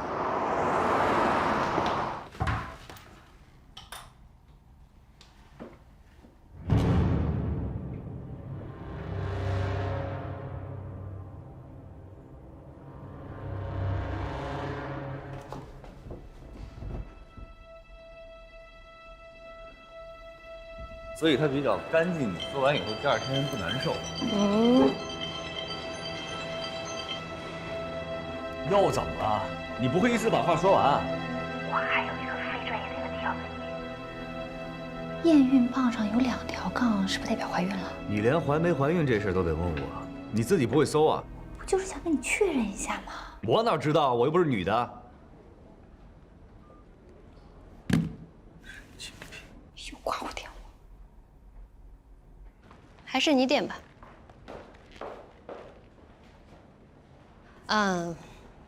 过些日子呢，我可能要开一档类似真人秀的节目，到时候宣传方面的事儿，还请哲哥多多帮忙。你改行当制片人了，宣传还得管。哲哥，你可真的是好凉薄哦！上次你帮我改策划案，我就告诉你了，我要离职创业。这我从台里出来都快1个月了。现在我是主持人、导演、制片人，剧务都得一个人干，不干我就得喝西北风。你能不能对我上点心？刚才电话里问我2条杠是不是怀孕了？你说他这意思是不是她怀孕了？哲哥，你装什么傻呀？要不然人家问你干嘛？我还说呢，我们哲哥什么时候变得那么冷酷无情？你这么看着我干嘛？又不是我的。不是你的。楚妹，我是不婚主义者，可我不是打着不婚主义的旗号到处耍流氓的人。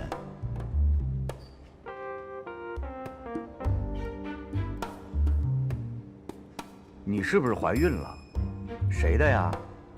没看出来呀？你还有这本事啊？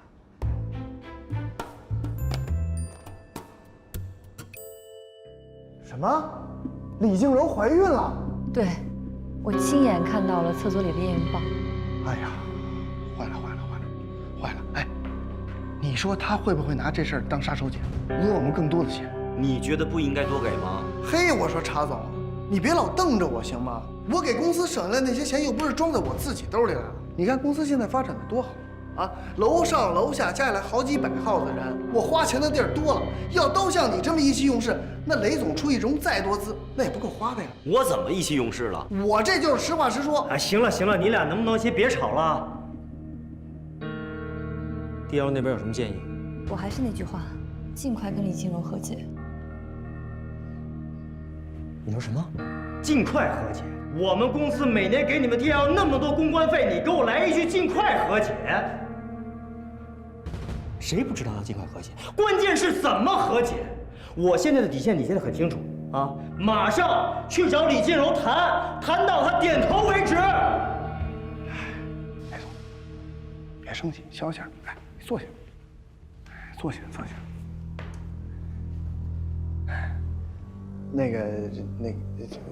江总，哈，你别怪我们雷总着急啊。这件事确实是在网上闹得沸沸扬扬的，对我们公司未来影响非常的大，所以拜托你，不管怎么样都要把这事帮我们解决了。我们一定会尽力的。现在网上还有那么多关于我们公司的负面评论和帖子，怎么办？咱们公司所有关于杨默的聊天记录已经全部删除掉了，我也给他们下了死命令，谁也不准对杨默的死做出评论，包括发布相关的信息。但这外边的人，咱可真是控制不了。咱们这儿一边删，人家那儿一边写着，咱也不能太明目张胆的删，你说是不是？所以我觉得这件事一定是有人在带节奏，否则不可能越闹越大。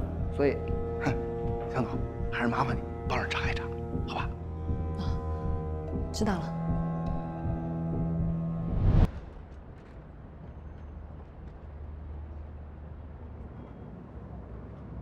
原来李静柔怀孕了，所以我才说她可怜啊。她老公刚走，现在又有了孩子，那未来一个人一定会很艰难的。所以你同情心大发了。那我不能见死不救吧？感情用事是做公关的大忌。魏哲老师，你就再帮我一回吧。你都已经帮了一半了，你不能半途而废啊！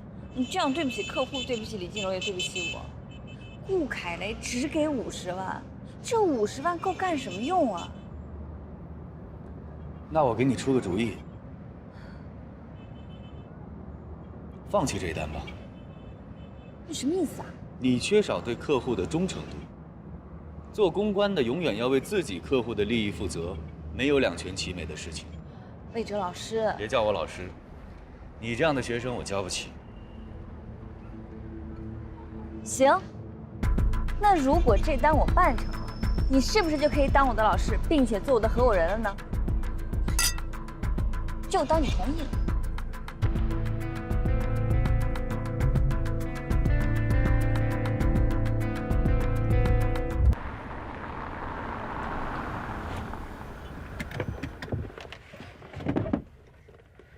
记得我跟你说的话吗？第一，不能感情用事。第二呢？青蛙要用温水煮，骆驼身上的稻草要一根一根贴上去。学会察言观色，进退有度，不能被别人牵着鼻子走，要把节奏掌握在自己的手中。很好，把这个带上。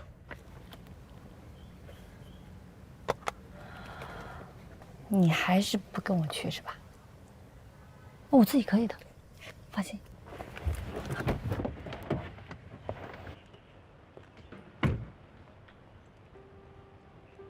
杨默他为了公司，这几年哪天不是加班到深夜，动不动就头脑风暴。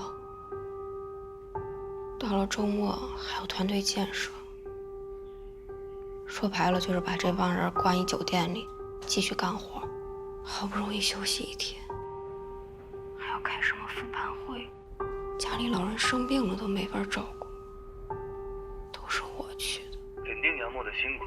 同时表示遗憾，强调公司的规章制度。杨默真的很辛苦，我们也觉得很遗憾。但现在这个情况，只能算是意外死亡，不属于工伤。杨默如果这几年不是天天加班导致亚健康，他年纪轻轻怎么会心脏病突发？这不属于工伤吗？这怎么就不属于工伤呢？心脏病的并发有很多原因，除非有医学的鉴定，否则很难证实杨默的死就是过劳死。杨默那些天一直在工作，真的。我每天半夜醒过来，我看见他躲在阳台上，躲着我，一边打电话一边写代码。早知道是这样，我说什么也不能让他这么熬着呀。他到底打算拿多少钱？30万。30万。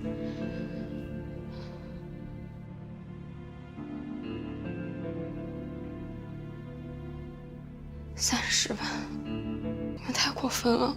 按照公司的规定，像杨默的这种情况，最多只给6个月的抚恤金。这30万是考虑到杨默曾经为公司做出过很大的贡献，是经过董事会特批的。真的对不起。从我个人来讲，我非常同情你。杨默真的很优秀，而且他的优秀，大家都是有目共睹的。不要说废话，直奔主题。太冷漠了。你说什么？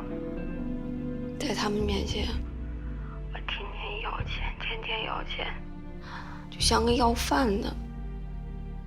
你以为这滋味好说吗？我是真没办法了。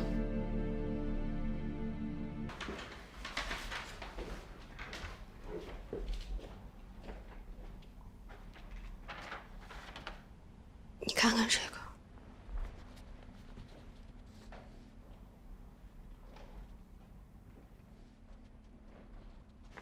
我怀孕了，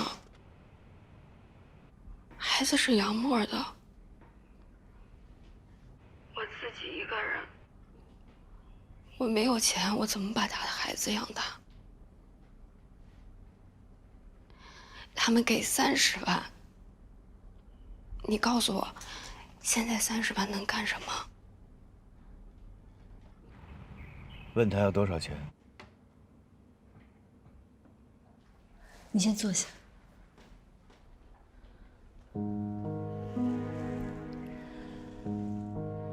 那您这边希望是多少？200万。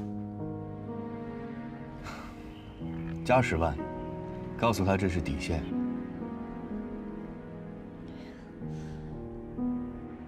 现在 NewFace 这边的底线是40万。真抱歉，我们只能要到这么多。40，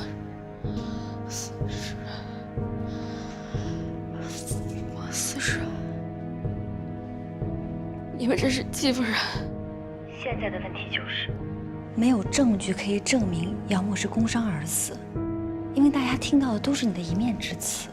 他真的是被 NewFace 累死的，真的，我没有骗你们啊。他在普吉岛的时候，天天都有加班，就算是在机场，他都是开着电脑工作。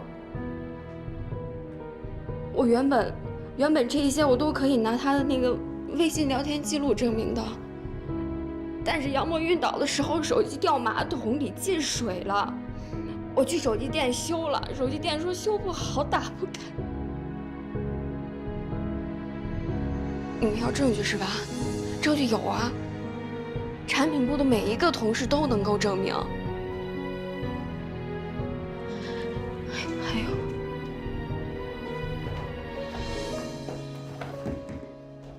这是杨默的工作笔记，你看看他哪天休息过？光有日记不够，得有人证。产品部的同事们我都问过了，没有人说到杨默在加班。那是 NewFace 不让他们说真话，让他冷静一点。如果到了举证的过程，就得打官司，到时候谁也帮不了他。李女士，虽然我们是 NewFace 派来的公关团队，但凭良心讲，我们真的是尽可能的帮您多争取一些。我希望你接受这40万，否则的话，只能通过劳动仲裁或者是打官司，耗时时间长不说，如果通过劳动法的规定，你连这40万都拿不到。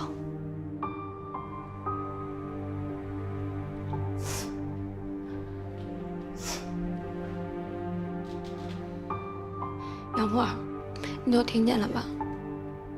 你睁开眼睛看看吧，这就是你的 NewFace， 你爱的 NewFace， 那么爱他，可他对你这么冷血。你活着的时候，顾凯雷跟你称兄道弟，你死了，你的老婆孩子就是他的包袱。我告诉你，我希望你诅咒他顾凯雷，但顾凯雷没有良心。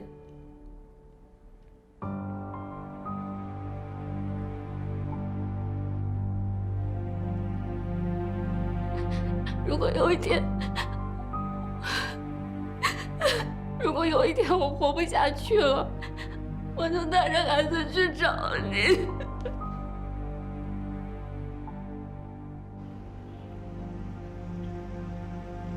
您别。条件谈完了，不要被情感迷惑，心肠要硬一点。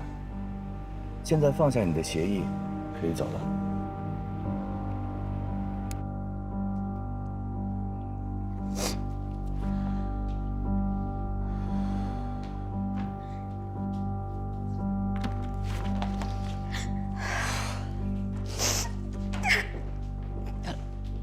林女士，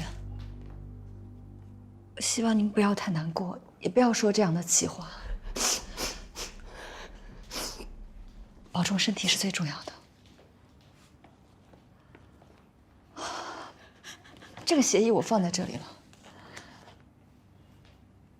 如果你签了它，这40万3天内可以打到你的账上。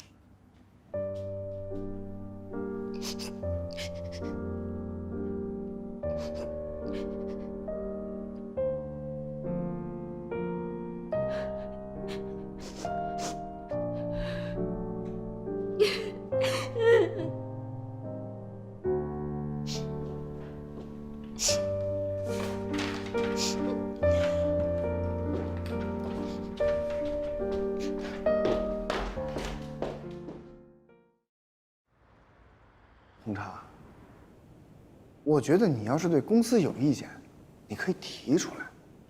你干嘛在外边搞什么捐款呢？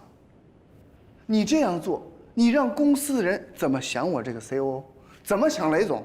你们爱怎么想怎么想，捐款又不是我发起的。不是你发起的，我告诉你，这个小程序就是你部门人写的。我手下的人每天都要写10几个小程序，他们写什么我管得过来吗？你别忘了，你是他们的领导，你是公司的 CTO， 这事儿你管也得管，你不管也得管。你要明白，这件事如果传出去，会对公司的声誉造成很大的影响。说得好像现在公司的声誉很好一样。红茶，你这态度不对啊！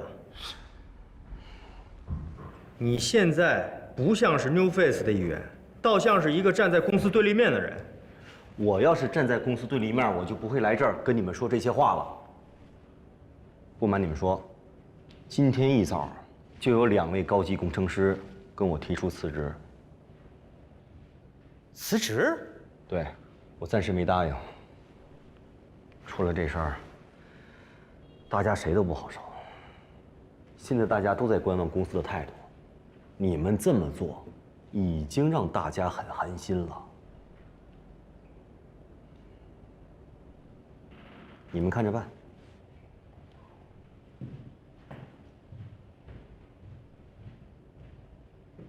喂，哎，江总，那个李静柔给公司打电话，答应和解，接受40万的抚恤金。雷总让我给你打个电话，跟你说一声，辛苦了。我知道了，后续的问题我会处理好的。金总，再见。哎，好，再见。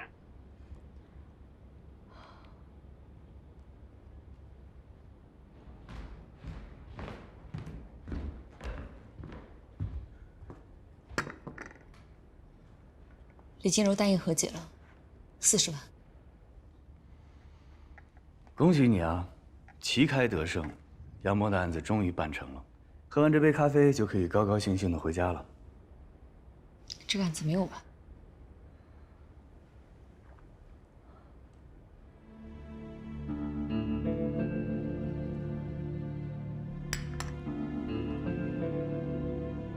你还想干嘛？我在看杨默的日记，你看这段，今天写代码的时候，居然睡着了，还梦到雷总跟我说 bug 解决了没有，结果一睁眼，被我想到了解决的办法，真是神了。李静柔说的没有错，杨默就是过劳死。那又怎么样？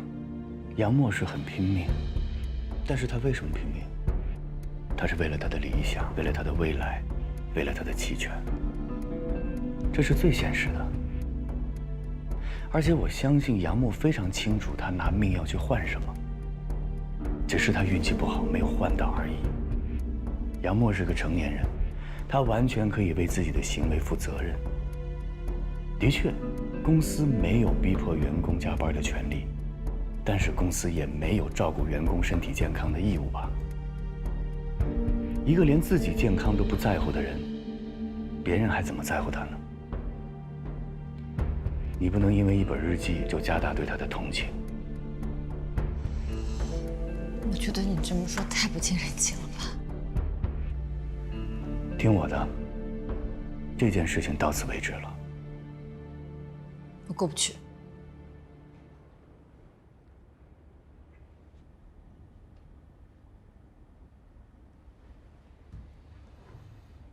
连李静柔都答应和解了，而且 New Face 这次对你的表现非常满意，明天就可以坐地数钱，皆大欢喜了。你还想干什么呢？我们这么辛苦，难道就是因为钱吗？啊，就因为我拿了 New Face 的钱，所以他们让我干什么，我就必须要干什么吗？我不能有自己的判断和是非观念吗？我让你到此为止，不只是因为钱。如果你继续追究下去，你知道会变成什么样吗？你会变成一个一心跟客户作对的公关代理。你还想不想在这个圈子里混了？你还想不想有别的客户了？你还想不想在 DL 坐稳你的总裁位置？我们明明知道事情的真相，我们为什么要隐瞒呢？你怎么知道这就是真相呢？杨默的日记、李金柔的话，这都是一面之词啊，根本成为不了证据。而且这种问题 ，New Face 根本就没有必要出面反驳。我不是让你隐瞒真相，我是让你有选择地说出真相。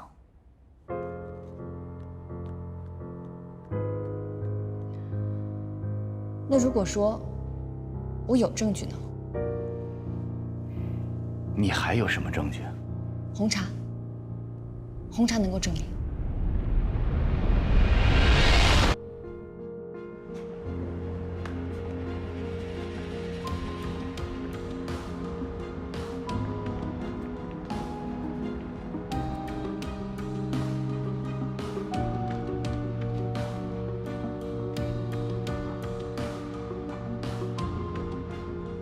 你好，你好，你好，你好，坐吧。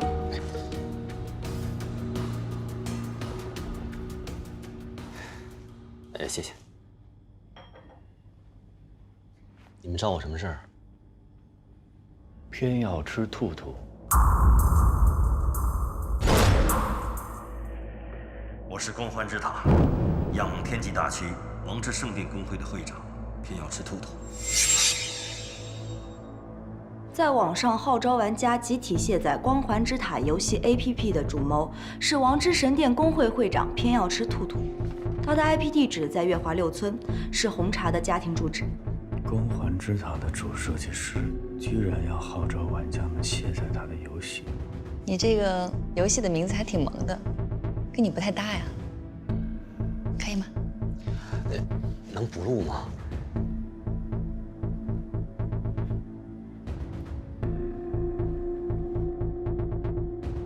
谢谢。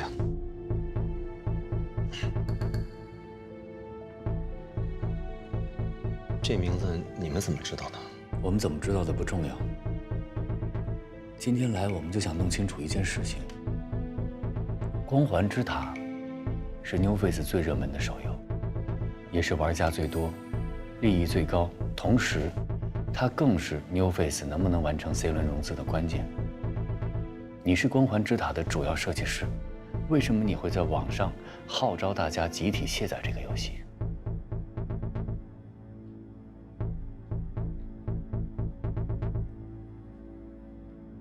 你要不想聊这个没关系，那咱们先来聊一聊杨默。据我所知，杨默是你招进公司的，他跟你的关系最好。你们是 New Face 的公关还是李静柔的公关啊？这不重要吧？我们只是想了解事实的真相。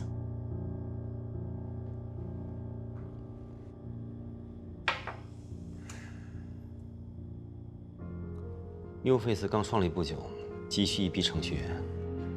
在那个时候，我们公司小，待遇差，很多人不愿意来，但是杨默来了。我记得当时面试的时候，他跟我说，他不在乎薪水多少，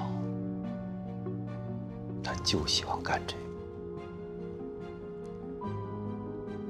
说句实话，当时我把他留下来，只是觉得找一个能干活的人不容易，还便宜。可是后来越来越发现，他真的很拼命，还很有天赋，就渐渐的成了我们部门的骨干。不知道杨默有没有跟你说过，他有写日记的习惯。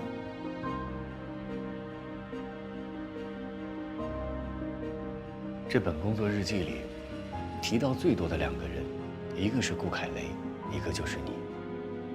他是真的把你当兄弟的。那天我无意中听到你跟顾凯雷在吵架，你问他，杨默还是不是你的兄弟？你就是这样对待你的兄弟的吗？今天这个问题，我替杨默再问你一遍：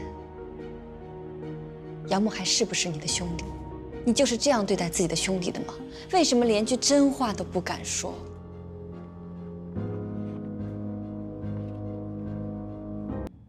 不然你不会用一个小号在网上号召大家卸载光环之塔。不管怎样，那都是你的心血。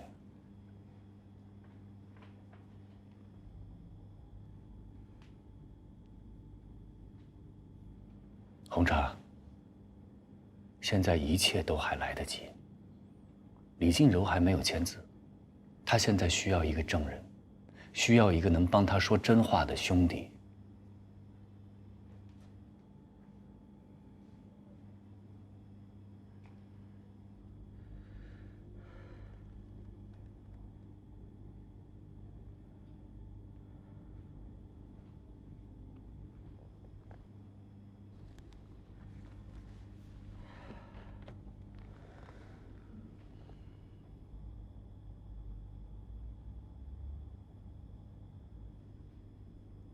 我对不起杨默。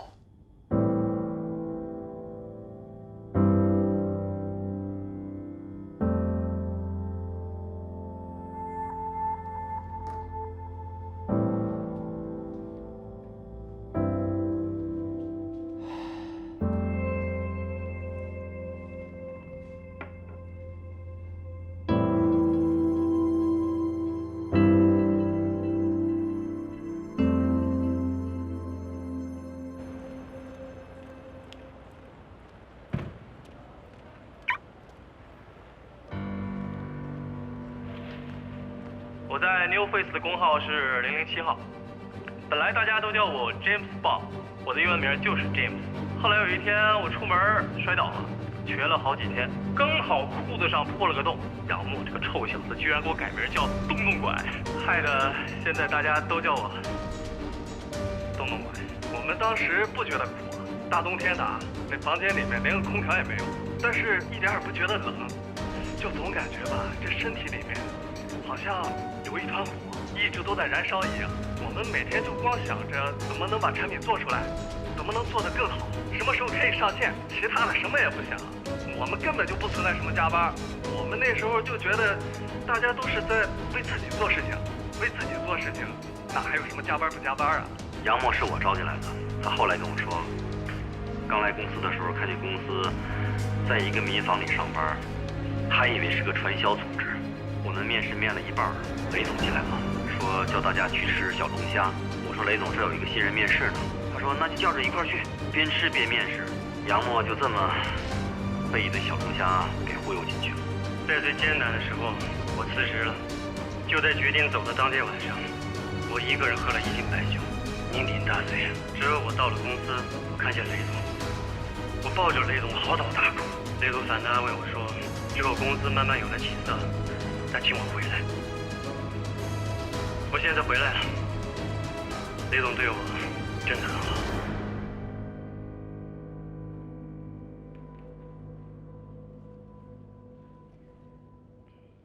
这是杨默的创业日记，李静柔给我的，您看一下。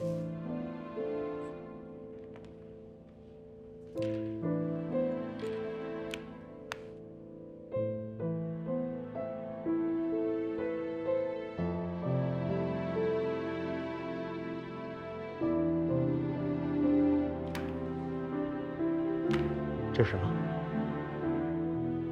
你什么意思？我只是希望您能重新认真的考虑一下。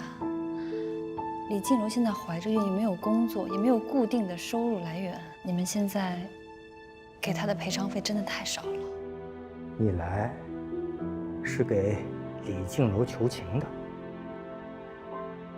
我只是希望您能……你弄这么一个东西出来，就是为了打动我，好让我同情李静柔。你知不知道你现在在做什么？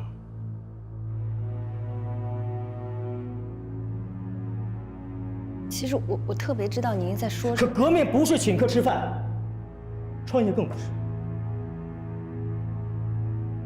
我是 New Face 的 CEO， 我坐在这儿，我所做的一切的决定，就是要对 New Face 负责，对投资人负责。等公司未来上市了，我还得对股民负责。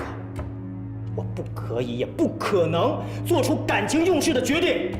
你也是总裁，你就这么当总裁的？东西是不是收拾好了？赶紧走，欠你们公司那100万，我会让财务给你们打过去。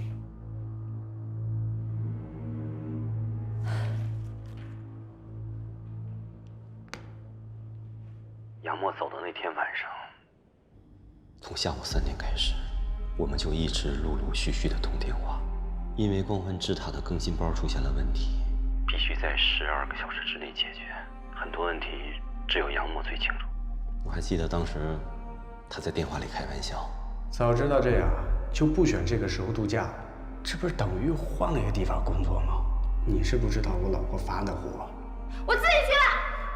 我刚刚给她哄好了。当时我还安慰他，我说杨默，等公司上市了，你拿到股份就给李秀柔多买几个包，包治百病嘛。我跟他最后一次通电话，当时杨默假装拉肚子，躲在洗手间里接的。他怕他老婆生气，他还抱怨说：“我蹲了2个小时，腿都蹲麻了，再这么蹲下去，我的腿啊就蹲残废了。”当时我在群里还笑话他怕老婆。那个更新包我已经给你传过去了，你查看一下。解决完更新包的 bug， 已经是凌晨4点了。我现在就是饿，但什么也吃不下去。这是杨默跟我说的最后一句话。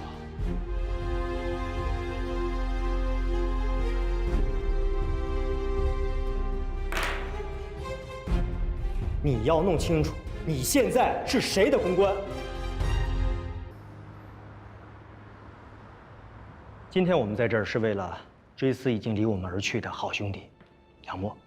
从我们 New Face 创业之初，那个时候并不景气，我还有红茶，我们俩没事就去买彩票，就希望着老天爷能砸一个大的馅饼砸到我们头上。但是杨默从来都不买。我就问他，我说你每天都到公司给发财树浇水，为什么就不能给自己买一个彩票呢？他告诉我，他要把他自己的一生都赌给 New Face， 赌给我顾凯雷。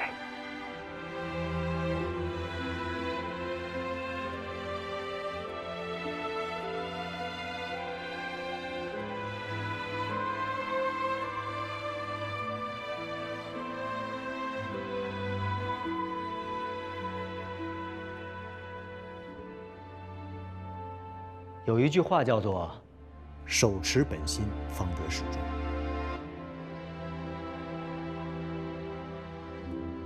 这是工号005号工牌，杨默的。从 New Face 建立那天开始，他就一直带着它。这枚工牌见证了杨默为公司付出的一切，见证了我们 New Face 的成长。所以，我要把它转交给杨默的夫人李静柔。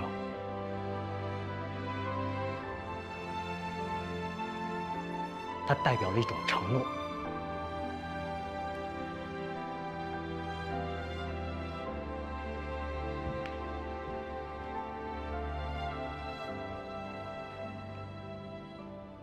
你永远都是我们 New Face 的一员，是我们的亲人。别担心，别再多想，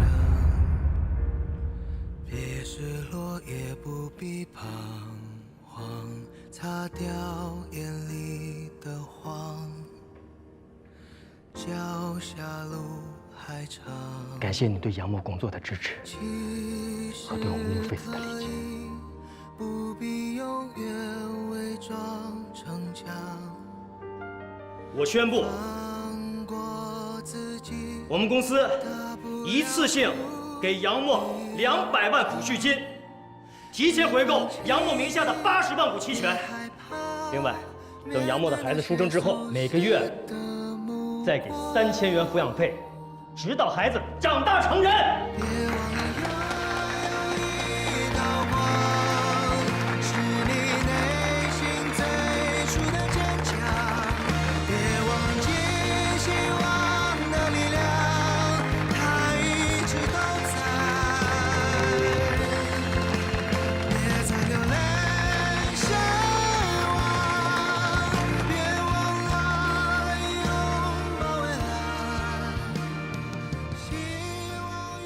刚来的路上，我其实特别紧张，我怕你又要大发雷霆，然后训我一顿。